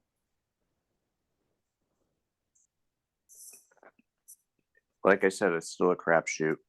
Yeah, well, And you know, The budget is set. Yeah. We're budgeting very conservatively. No, So- it doesn't sound like we are on the daily rates. We're assuming the same level of play with a 30% increase in fees. And I That's not budgeted a conservative. 3% increase. Yeah, right. But we haven't priced up a 30%. What we're reviewing here, Eric, is the advisory board's recommendations. And I don't mind voting on it as long as I know what the revenue is gonna be. Say everybody shows up just like last year, we could have over $2 million in revenue. Right? So what you're saying is based on the daily fee revenue increase, you want to lower the season No, pass I'm not saying increase? anything. I don't know what this is gonna yield us. How much revenue? Could this go to 2.2 million, 2.3? I mean, That would be great. yeah, but we don't know what it is. No one's estimating. We need to. We can't predict what's going to happen Before in the we future. make a recommendation that goes to the town council, we need to know, give a reasonable guess of what we think this is gonna do to the financials of the golf course. Well, right now I predicted a very conservative revenue estimate for next year. Eric. It could be more. A 3% increase in the daily Just rate. on daily fees for 3 months. It's not that much money. No, It's not. We're not going to do any greens fee revenue this month. February, we probably won't do too much greens fee revenue. March is suspect. April is suspect. So May and June, maybe. You're not talking a lot of money, even if these rates go into effect. Mhm. So I'm pretty confident in my estimates. I mean, I guess I could see both sides. It would be interesting to see, like, knowing that we have 400 whatever season passes, how many dailies did we do in the last predicted, and calculate, what's the increase that we're predicting in the budget, even if it's modest, but also looking at what the increase is going to bring in for revenue and seeing what those numbers look like. I mean, it doesn't have to be exact, just use raw numbers based on, the people that came through the door within the year. The season passes, at least what I'm hearing tonight, are going to go up some percentage. Now, I base my estimate on a 15% attrition rate. What if it's 20? So now we're going down in season passes. Can I get up to the number that I projected in greens fees? I don't know. I mean, it's a crapshoot, Jim. Yeah, all I'm saying It's is my best guess. Yeah, well, here's how I would do it. I wouldn't worry about the season pass rates too much because they're not up 30% like the daily rates, right? I think, like me, for example, I'll probably just go from the limited to the unlimited. Okay, there's a lot of people like me, and there's that'll just do that because it's still a good price. But for people that are younger or older that are on fixed incomes or whatever their reason, a 30% increase is big. If I was making the estimate, I would assume that somewhere between, I lose 10% or something of the greens fees rounds. Have you paid a greens fee at a golf course in the last 5 years? Have I? Yes. Yes. Which course? I play over at in Rhode Island at what are those two courses? Meadowbrook? Meadowbrook and the other one owned by the family. What'd you pay for a greens fee there? I paid 55, I think. No, not Meadowbrook, the other one. What's the one on exit 7 up there? Richmond? No, I played Fenner Hill? Fenner Hill? Huh? Fenner Hill? No, I mean, I'd like a little to bring further up. The family owns Richmond. And, Exeter. Exeter. Exeter. Yeah, I think I paid 55. So I know from being in the golf shop, we're 75, I think, with cart on the weekends. Nobody balks at that. Okay. Nobody. Right. Todd, I would like to hear Todd comment on this. He's in the golf shop way more than I am. I've never heard anybody balk at our greens fee amount. So I think we're safe in moving up into that territory without having repercussions. Right, not at all. Okay, so with the cart fee, what's the cart fee, 20 or 25, or what is it? 20. 20? Okay. Yeah. So $85. Is there tax on it? Yeah, I think there's tax, right? It's included. Should be taxed. The 85 includes tax? The tax is built in. There is tax on the cart fee. Yep. Okay, so it's like 85, somewhere Well, between it's 85. built in, 85. So Okay. we have to pay the tax back. Okay, so like $85. So you're assuming that we'll have the same, generally the same number of rounds at the 65 rate, right? With the demand for golf right now and the fact that we limit greens fee play somehow with our tee time reservation system, I don't see any change in the demand for greens fee golf at Shinnecock. Okay, all right, so we got that one. I So on the concur. season passes, you're assuming how many we're gonna lose, 5%? 10? Or did you say 15? How many? We usually see 10. Yeah, Like I said, conservatively budgeted, and I went with 15. yeah, Just because I didn't know how Right. high the rates were going to be Got approved at. So okay. So based kind of on cut it in the that, middle. so based on that, how much revenue are we gonna get in 2025-6?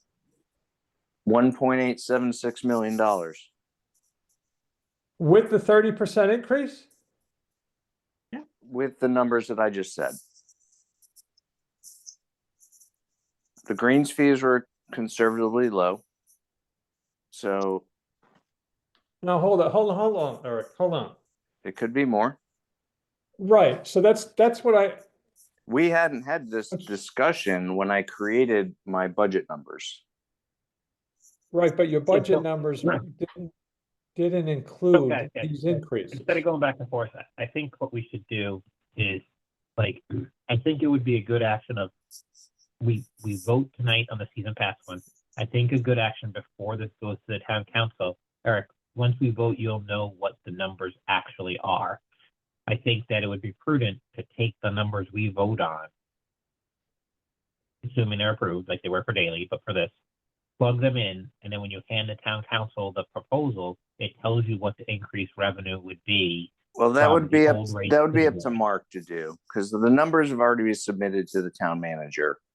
So if the town manager Eric, with all due respect, isn't that part of your job as the thing to, as we make this now, to do the second set of counts? My Maybe job, not go to the town manager, but my do this job was to to submit a town budget council. by January 14th, and I did that. But don't you think, as the person who runs the course, this is prudent as we're going to the town council, that you would do a second set of numbers? That would be up to my boss to decide. Okay. So that, if that's Mark, then Mark, that's over to you. You can decide that, whether it's on or off then. Yeah, that's easy enough to do, and we can present revised revenue numbers, although at this point, in the process, the numbers that we proposed are the ones that the council is going to be looking at. But we can certainly, as part of the presentation on the rates, calculate what the adjusted revenue would be. Even I think if the numbers are going to change, because the numbers were already submitted, when looking at these numbers and increases, should those be what people want, it would be good to know, to have an example of what it would do to the numbers for this coming year, even if they're not numbers that are going to be amended now, that are going to be part of this budget. And I respect, the gentleman who just spoke, I forgot his name because I lost it on my screen, but you submitted your budget, you did your part, right? So, but send an example, perhaps if it's, Mark or whoever, just to show what this could do to a budget. And that would be powerful. that was my exact thought. So it doesn't affect the direct budget, it affects just the, like you said, so when you make a decision to town council, you have that in hand for the rates. I just want to make one other point that I think will really help our credibility based on some of the input that I heard tonight from some of the callers. But I think Having those numbers are good. Once I think Eric is comfortable in terms of what he thinks the projected numbers will be, and I won't dive into that, but I think what will really help our credibility as the Golf Advisory Board, and would also help the people that were listening in and the town council, if we all know what is it that this revenue will generate. For instance, what can we expect after year one? Assuming, let's say we generate, just pick the number. With the increased rates, whatever, we're gonna generate $300,000 on top of X amount of dollars that we already have. And I think people are willing to pay more as long as they know this is what I'm gonna get for my dollar. So I will see in year one, in year two, in year three, these things will be done. Now, it always, with a golf course, and no one knows this better than Eric, of course, it's always weather dependent, sometimes contractor dependent and so on, but at least letting people know this is what the plan is. Assuming we get this revenue, this will get done. We will have, these bunkers renovated, we will have, the front 9 with the new irrigation, then the back 9, whatever it is that the plan is. I don't know what that is exactly. But I think that will go a long way for us, for our own credibility when we talk with others outside of the GAB. And then when this gets presented to the town council, so they know, yeah, that's how the golf course will benefit over this time period. Because it can't all happen at once because we don't have the money. But does that make sense? I was just wondering what people thought. Yes, that makes sense to me. It It's a does, rationale, and we but- have a 5-year plan. If you look at the capital improvement schedule, there is a 5-year plan. Right. And I saw in the report, the things that need to be done hole by hole, but maybe how widely is that broadcasted, Mark? Just in terms of, I think more so even for me, right at this point, the listeners, the people that'll be impacted by any increase to rates, how well do they know that yet?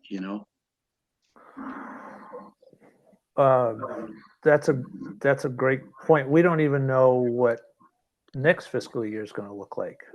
We've had in the past when we were relying on the general fund to pay for CIPs, there were years that, it was cut and nothing happened. Since we have shifted to paying for it from fund balance, and I think that's been the last 2 years, those projects have moved forward. So I'm assuming that the projects that we have planned for FY 26 will move forward. And when we get to FY 27 through what's currently now 31, all of those projects, assuming we have the money, because we've got a couple of large projects, specifically the irrigation coming up, that is going to, it's quite expensive. Sure. Yeah, and I think But I think we could do a better job of creating a vision and kind of laying out the future plans for the golf course. Right. And maybe like just as a center point, using the golf course, the pro shop maybe, or the website to say, here's what those things are. Mm-hmm. And, if people have a little bit of sticker shock about, well, the price went up, but hey, look at what we're going to do. This is what you're going to see, in a year, in 2 years, in 3 years. Yep. Say, okay, all right, I get it, Okay, thanks.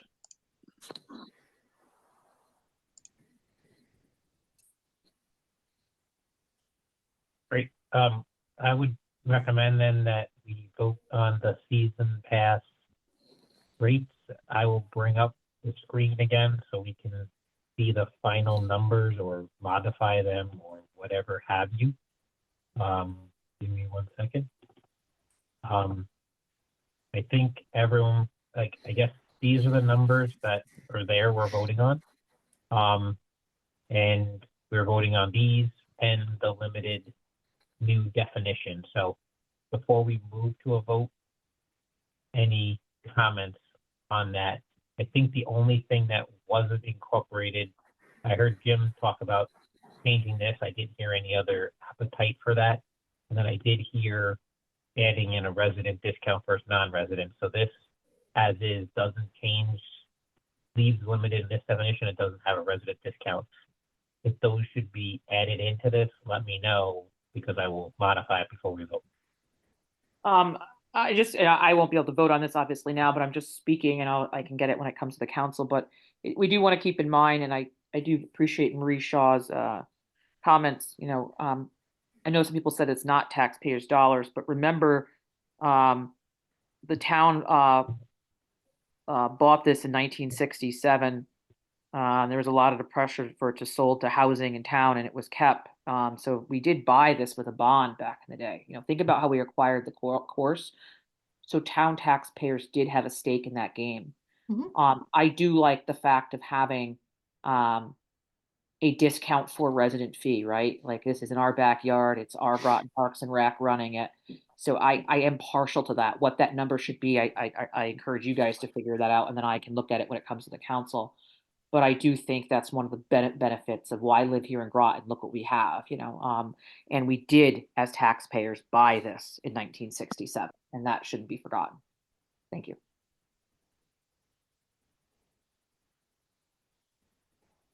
Okay, so with that said, I would recommend, if we do consider it, we would just have a percentage off these rates, not a separate rate. It would just be some percentage between 1 and 15%, whatever this council decides.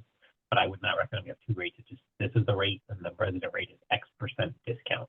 The floor is open if that's 5% discount or something like that. And if we otherwise, I would suggest that these become the resident rates, and then we increase to the non-resident rates. But I agree with you, Mike. I think it would be a percentage discount, small, nominal. So if we did that, do we agree these are the fees and the percentage discount would be what percent? I'm asking, so we have a solid thing to put down on paper. I would say 5 if I were proposing. I don't know, others may have a different. Actually, 5 was what I was thinking as you were talking.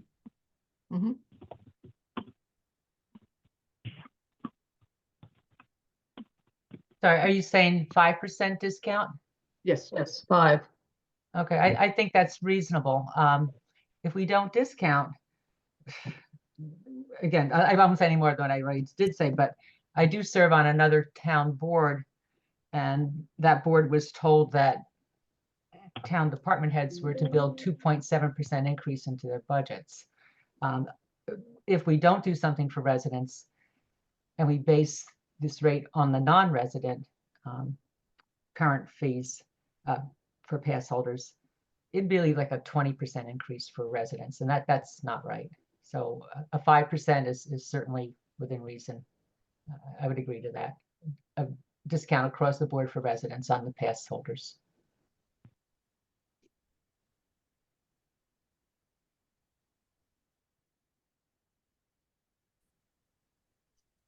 I'm on board with 5%.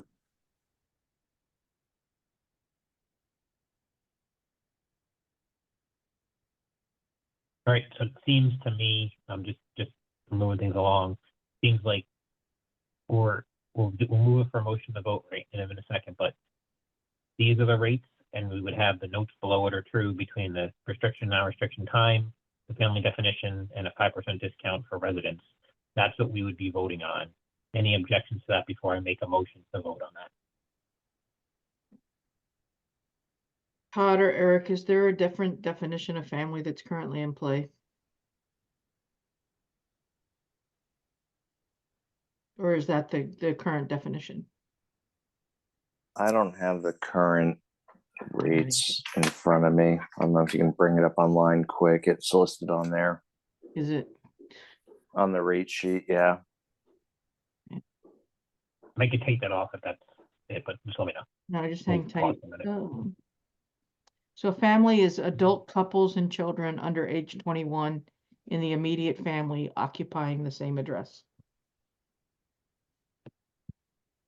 Do you want me to take out my definition to leave it as is? Yeah, I think we leave it as is. Okay, so we'll just do this.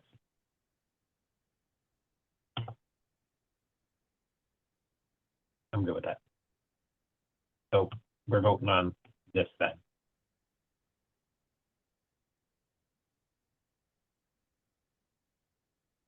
All right, I'll make a motion that I'm going to switch to the motion screen unless anyone needs to see these numbers. Oh, I think it's good.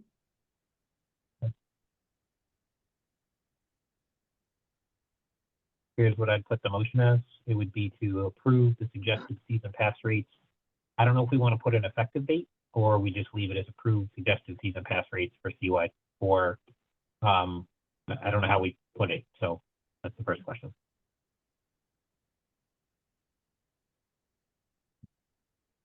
Season pass rate structure, perhaps, and season pass rate. Okay. Yep. And Mike had changed the word suggested to proposed. Yes.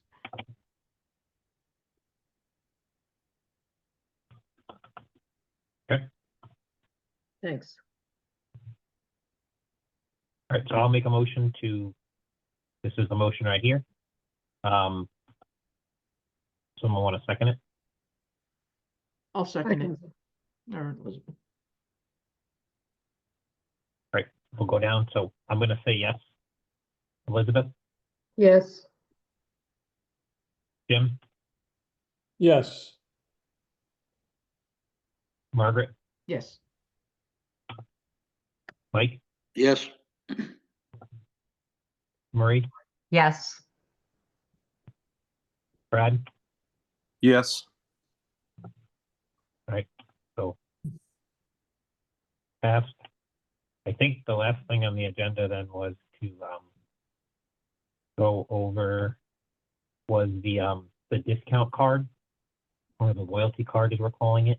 Yes. I think the question is, do we want it? And then do we agree with the pricing? I can pull up, I did not change anything from what was in the last meeting. I'll pull up what was there. Okay. Just so, Margaret, if you want to just pull it up? Yeah. You have it? Yeah, I've got it. Me. So I think the discussion is, do we agree we want to add the category? Do we want to call it discount or loyalty card? Do we want to title it? And then do we like the pricing on it? I have a proposal here too.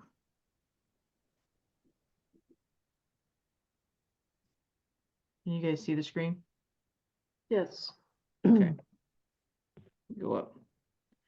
So just before we get started, the one thing based on the rate where we landed, the gold really doesn't make any sense anymore. So I would propose kind of crossing this off the list. If you looked at the tables, it won't make sense to offer that up as an option.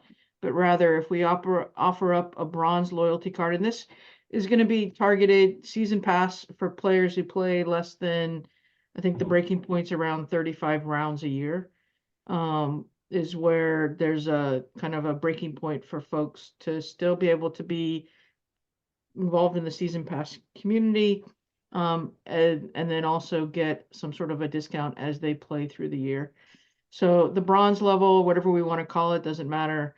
$49 for the pass or for the loyalty card with a 10% discount off of the going greens fee.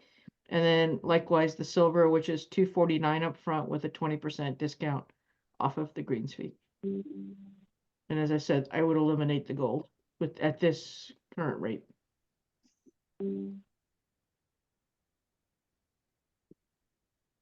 I personally I didn't get a lot of feedback either way from the public, so I don't have an opinion, so I'm okay with as Okay. is.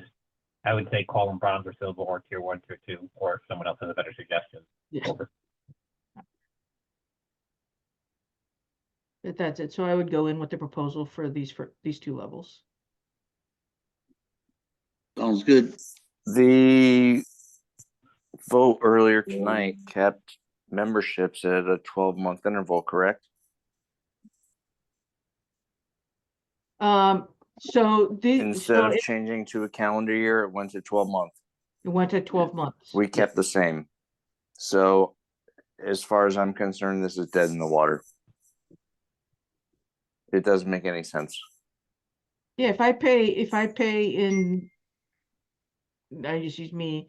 If I pay in March, I would get the 20% discount fee until the next February. Yeah, but you already paid a full membership.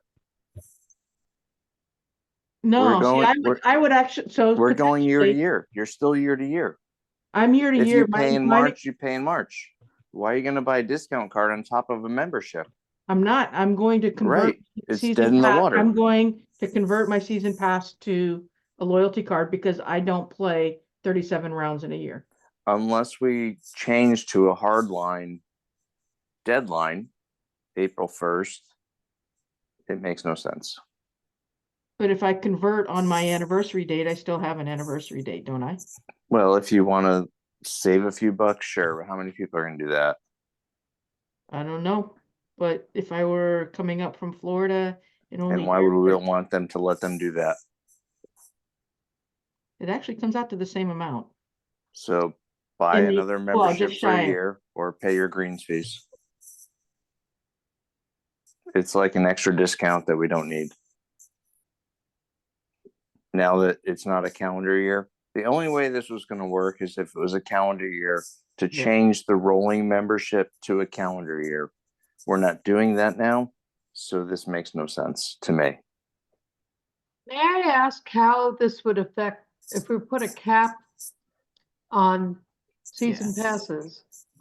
Is this an opportunity for someone to have the benefit of a season pass? I would think, and this is just me spitballing, that if we did this, you could sell as many loyalty cards as you want, and but the passes is what we voted on the no more non-residents. But floor is open. So I think yes, Elizabeth, you could get this if there wasn't any passes left. That's what you're asking. So But that's just a suggestion. It doesn't mean it's right.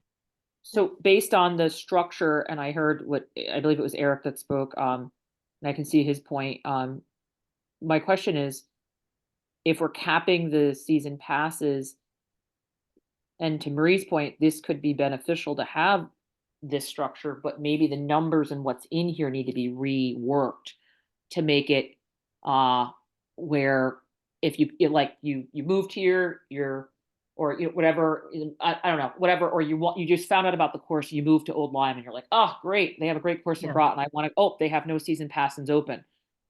How could this work under this structure to benefit helping someone new come in? I mean, I just think there might be some benefit. I just don't know how. As a transition until a season pass comes Correct. open.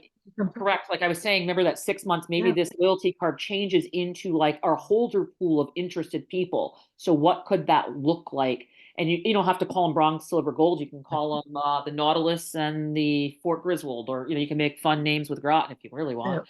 But whatever that is, they could be like baby season pass holders or placeholders, so that we know when someone else gets rid of theirs that these people would be the ones we'd be going to saying, hey, here's an email. I don't know, just a thought. But I don't know, with the numbers that are there, if these would work, you might have to just change something, but I don't know.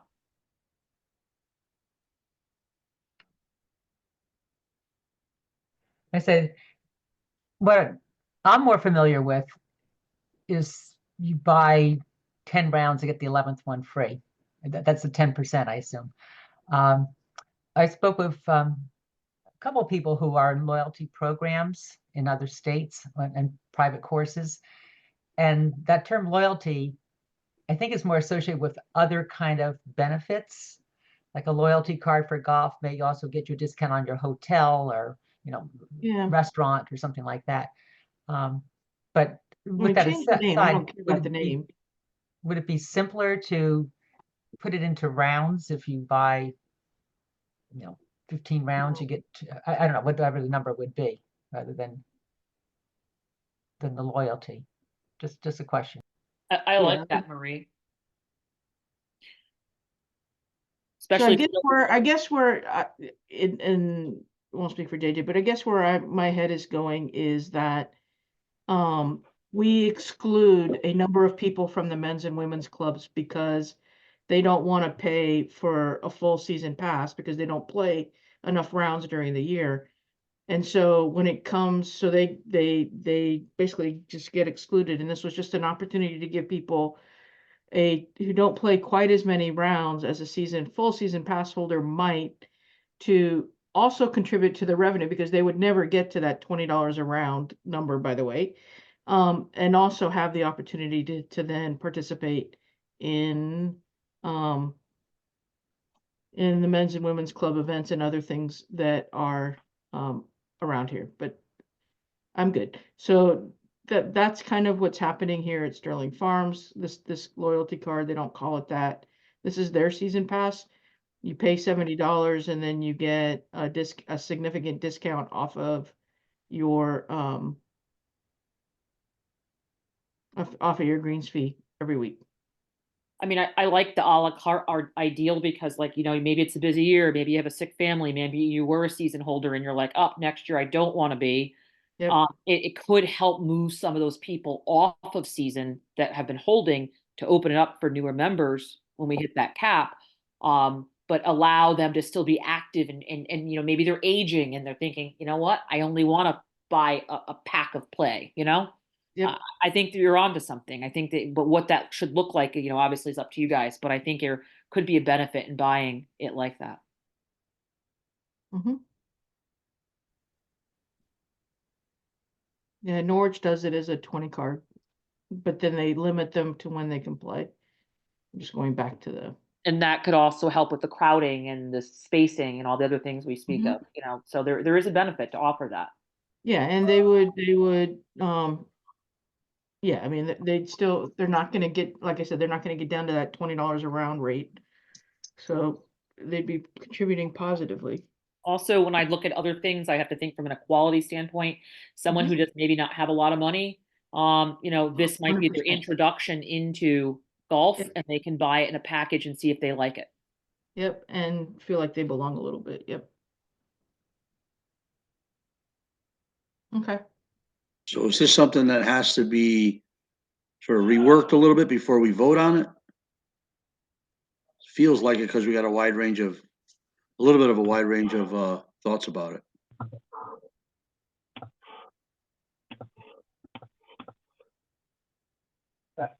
I think I leave it up to you guys, but I think that I think by the end of tonight, we should vote the package to go to the town council, because then it gives the town council time to chew on it and then get everything approved so people can buy passes and know when their rates go into effect. So my take would be is whatever we decide, we should come up with a recommendation tonight.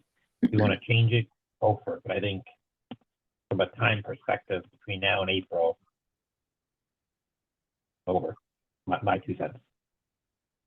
Or we just take it off for this year if that's desired. But I think we should have something tonight if we want. Yeah, I'm just partly really thinking about what Eric said, because I was going on the assumption we were going to go to a deadline.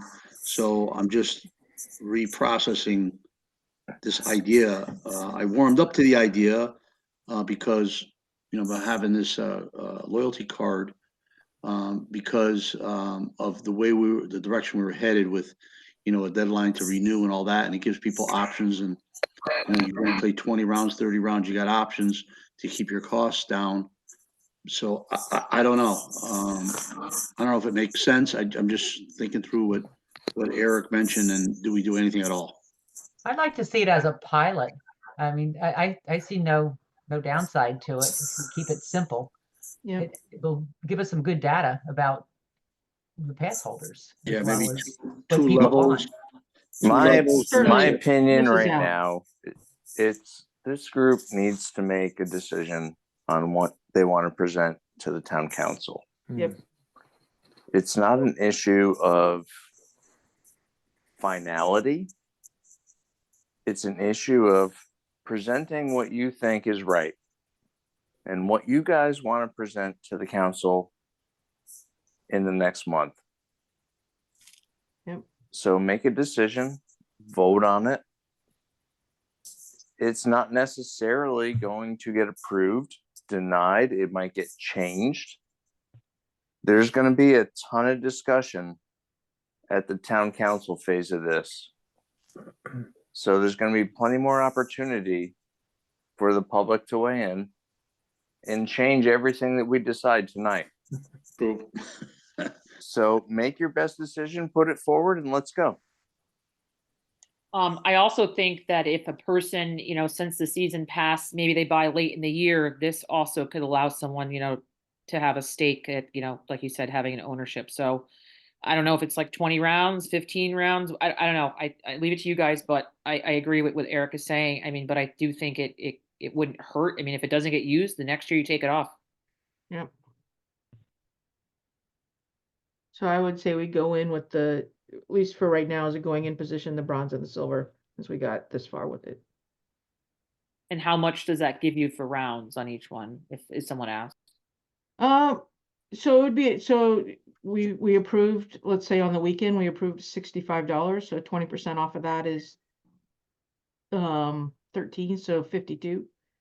And during the week, we approved what, 50, right? So that's $5 off. So you'd be paying, if you were on the bronze, 10% off of that, which would be $5 off. So 10 off of 65 or 10% off of 50, 20% off of 65 or 20% off of 50.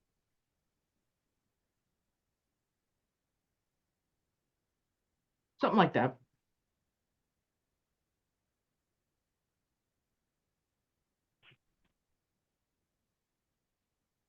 I'd say we throw it out there and then we continue the discussion. Yeah, I, based on what Eric just said, okay, it's not final as of tonight. It's just what we think as of this point. So I think it's a good idea to pilot it, bronze and silver, and vote on it. Yep, and we'll change the name of it, Portia, to something like Nautilus and Whatever, yeah. yeah, we'll come up with Tier a 1, different tier name. 2, something like that's fine. So if you want to change names, I thought about it. If you're trying to go area theme, right? Fast Attack and Boomer work in the sub industry, but they're generic terms.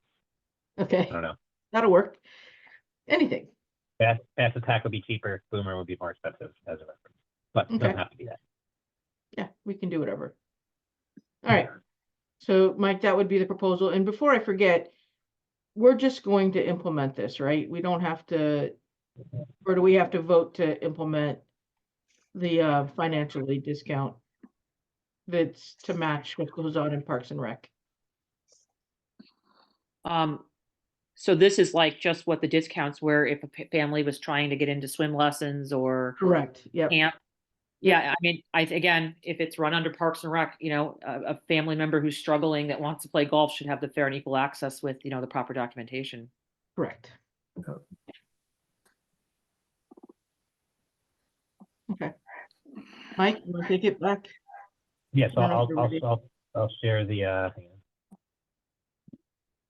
So basically, the motion is approve implementing a new discount loyalty club program and its associated rates. I think what that was is the bronze and silver, whatever you call them, at the rates that we're showing there. That's what we're voting on. Implementing it, bronze and silver, whatever the names are, and at the discount rate you showed, that's what's on the table. Is that what I'm hearing?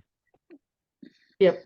I just have one clarifying, and that's for residents and non-residents. That's just across the board, correct? For my notes? Across the board, correct, across the board. So this would be a great tool to use for advertising to bring in non-residents to come buy these loyalty cards, correct? Yes. Yeah.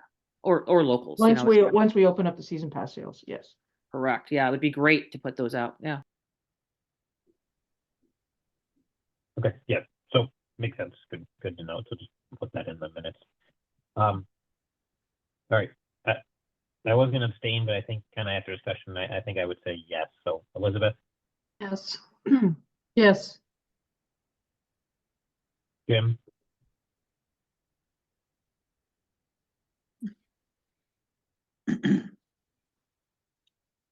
Jim, I'll mute Jim. Yo, Jim. Oh, he's on mute. Sorry. There you go. Sorry, well, you guys convinced me. I'm a yes. Margaret, I'm a yes. Mike, Yes. Marie, Yes. Brad. Yes.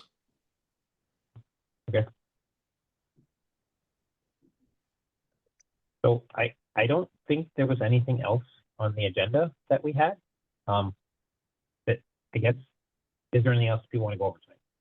It's late, so I asked, but I think we did get through it, so but the floor is open. Just a shout out to you, Mike, for keeping us going and keeping us on point. Tough job. You had a tough job tonight. Yeah. Good job. Thanks. Yeah, thank you, Mike. Yeah, thank you. And I just want to thank everybody for speaking as well, that sent in comments, and everybody who, that, would participate in this meeting. I think you guys worked really hard, all that data, Margaret, everybody, Mark, everybody that's put forth effort, no matter where the outcome comes, the work that you guys are doing is wonderful. So. Thank you. Right. Do we think, as kind of closing remarks, there was one thing I think that was the high value actions. We're not going to dive into tonight. Do we think we should get together jointly and discuss that in a next month or two, or do we think that we just go back to our normal meeting schedules?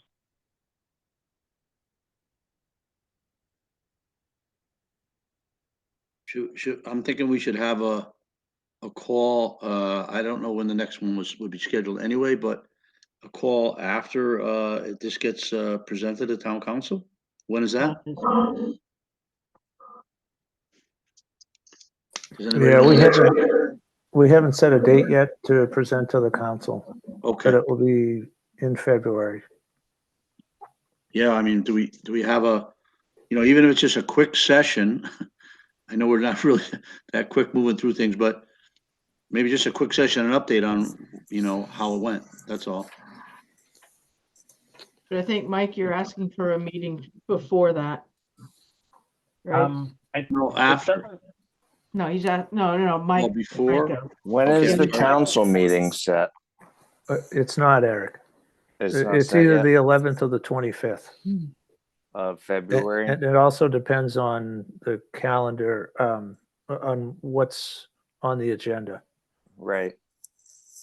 I think this group needs to have another joint session for sure to address a lot of action items that have been brought up in emails and other emails to people that haven't seen emails about what's going on at the golf course. Yeah, I think that's it. So I would totally agree to that. I also Yeah, so why don't recommend we- when presenting this, it's going to be very tough to kind of get the point across, and flipping through a bunch of spreadsheets is kind of hard. It would be helpful when looking at your pay raises, increases or proposed increases, to have the surrounding ones like right next to it to show what what you play at Norwich without flipping through a bunch of pages. Just have one page that says Norwich and whatever Elm Grove or wherever you're going to use as your comparisons. Okay. Just as a suggestion. Margaret, I'll send you today's final Excel, and then maybe you just add that, and then we just add that to the mini minutes for Elizabeth. That probably be the easiest then. Okay. Could we also add in that session that we just do a quick overview of the 5-year plan on what will be done? The CIP plan? Yeah. Yeah, I mean, that changes every year based on budget, Mike. I know. So the consultant threw in 7.6 million. Yep. I pared it down to, I think it was, I want to say 3.9 or something like that, that I thought we should do. 3 million being the irrigation system in the next 3 years. Right. Stuff that I recommend. Sure. But, It also would be helpful too if, when you have that on those numbers of what these increases could look like. Obviously, it's not going to be in the current budget that the manager has, but like, as we spoke before, what this increase could look like. And as some people pointed out, where this money would go, like you said, that 5-year plan. And if it simplify it like that, it really just Yeah, presents. we're sitting on $5 million in CIP projects. So there you go. There you go. Right. That's where it's going. Yep. There you go. And we're not going to make it. No. There's no way we're going to make it. So we're going to be coming to the town asking for money. Yep. And in my career, we've gotten some years, and some years have been denied. So we're just trying to forge a plan ahead to make Shenectady better. Makes sense. That's our goal. That's a great goal. It's our goal. I like it. And you can't do that if you're matching revenue to. We're looking politically, we're looking locally, we're looking setting rates. I mean, we're doing everything we can do to figure out the best plan to do this. And it still might not happen. Yep. And we definitely need to look into see what grants, as my point to Mr. Berry, for the state level, if there's anything for golf courses, we should keep an eye for those. And that would be great if that happened, but in my career, I have never received anything like that. So, but again, we haven't looked for it. So maybe there's something there.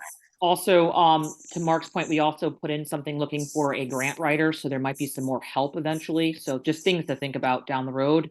The town was looking to implement a grant writer at some point. So that could help. And I'd love to get some of those stakeholders involved. Some other golf courses have gotten money from our surrounding corporate companies. Good. So I think the next scheduled meeting is the Golf Advisory Board in early February. So I don't know if we want to add Parks and Rec Commission meeting to the Golf Advisory Board meeting. Let me see if I can pull up the schedule.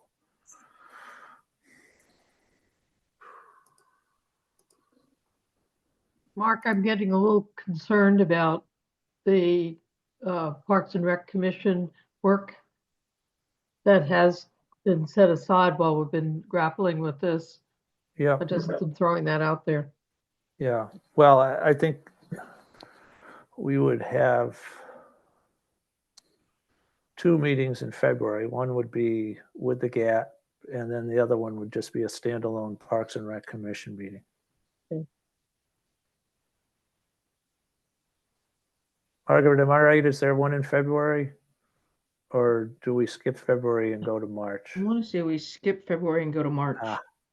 Okay. Well, I guess we'd need to make a motion tonight if there's, and it sounds like there's a strong interest in having another joint meeting to kind of polish up some different items. I don't know what both groups' pleasure is. Do we want to try to do it the first Monday in February, or pick another date? Just my 2 cents, I would say the earlier the better while it's more fresh in everybody's head. Maybe we feed, someone's on point, just feed in what the agenda items we feel should be that we do have to review again, Yeah, I think between Margaret and Mike, we could certainly come up with an agenda. Right. Again, this is going to be, I think motions would have to be made tonight by both groups to have a special meeting. And again, I'm just throwing out the 3rd. It could be a different day.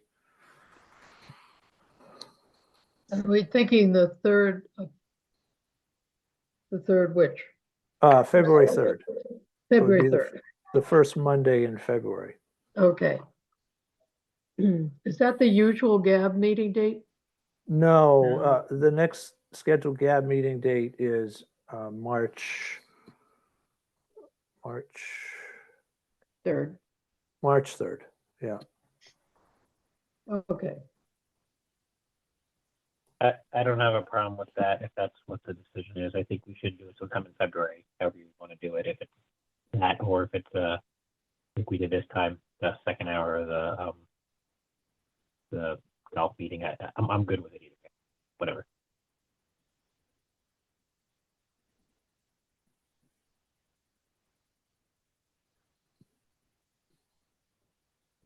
Okay, I'll make a motion to hold a special GAB meeting on Monday, February 3rd, 2025. I'll second that motion. Those in favor? Aye. Aye. Aye. Okay, Mike, I think you need to make a separate motion for a Parks and Rec Commission meeting that same evening. And it would just be Right. one meeting, kind of like the meeting that started over 4 hours ago. It would, All right, so I'll make a motion on our side to do the same joint meeting, same date and time. Someone second it. I'll second it. Yep, All right, Elizabeth seconds it, and then Jim, you're good, right? yep. Good. all right, so 6 o'clock on February 3rd. Third. Joint. Any objection if we do 5? Not from me, Um, not from Eric. How about Put my 3? kids to sleep. I hear No. 3. Do I hear 3? the earliest I can do that day is Come on, 4:30. 3. Let's do 3. I could do 4, but 3 is a little early. All right, 4. I'm in. I'm in for 4. Yeah, unfortunately, the You guys- earliest I can do that day is 5. All Okay, right. Well, we'll do an hour without you, Margaret. Okay.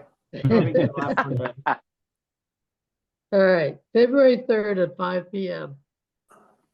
Joint meeting. okay. Do we need to officially adjourn this or anything? Like, do we need to make a motion? to Oh, adjourn yeah, this? Yep. Everything's All right, official. I'll make a motion to adjourn. So moved. So moved. Seconded and approved. I can't You're move it, adjourned but I at- did. Yeah, We are adjourned at 10:05. all right. Thank you. Great. Okay, Thank good night, you. Thank you, everyone. everybody. Bye. All right, thank you. Thank you. Night all, thanks.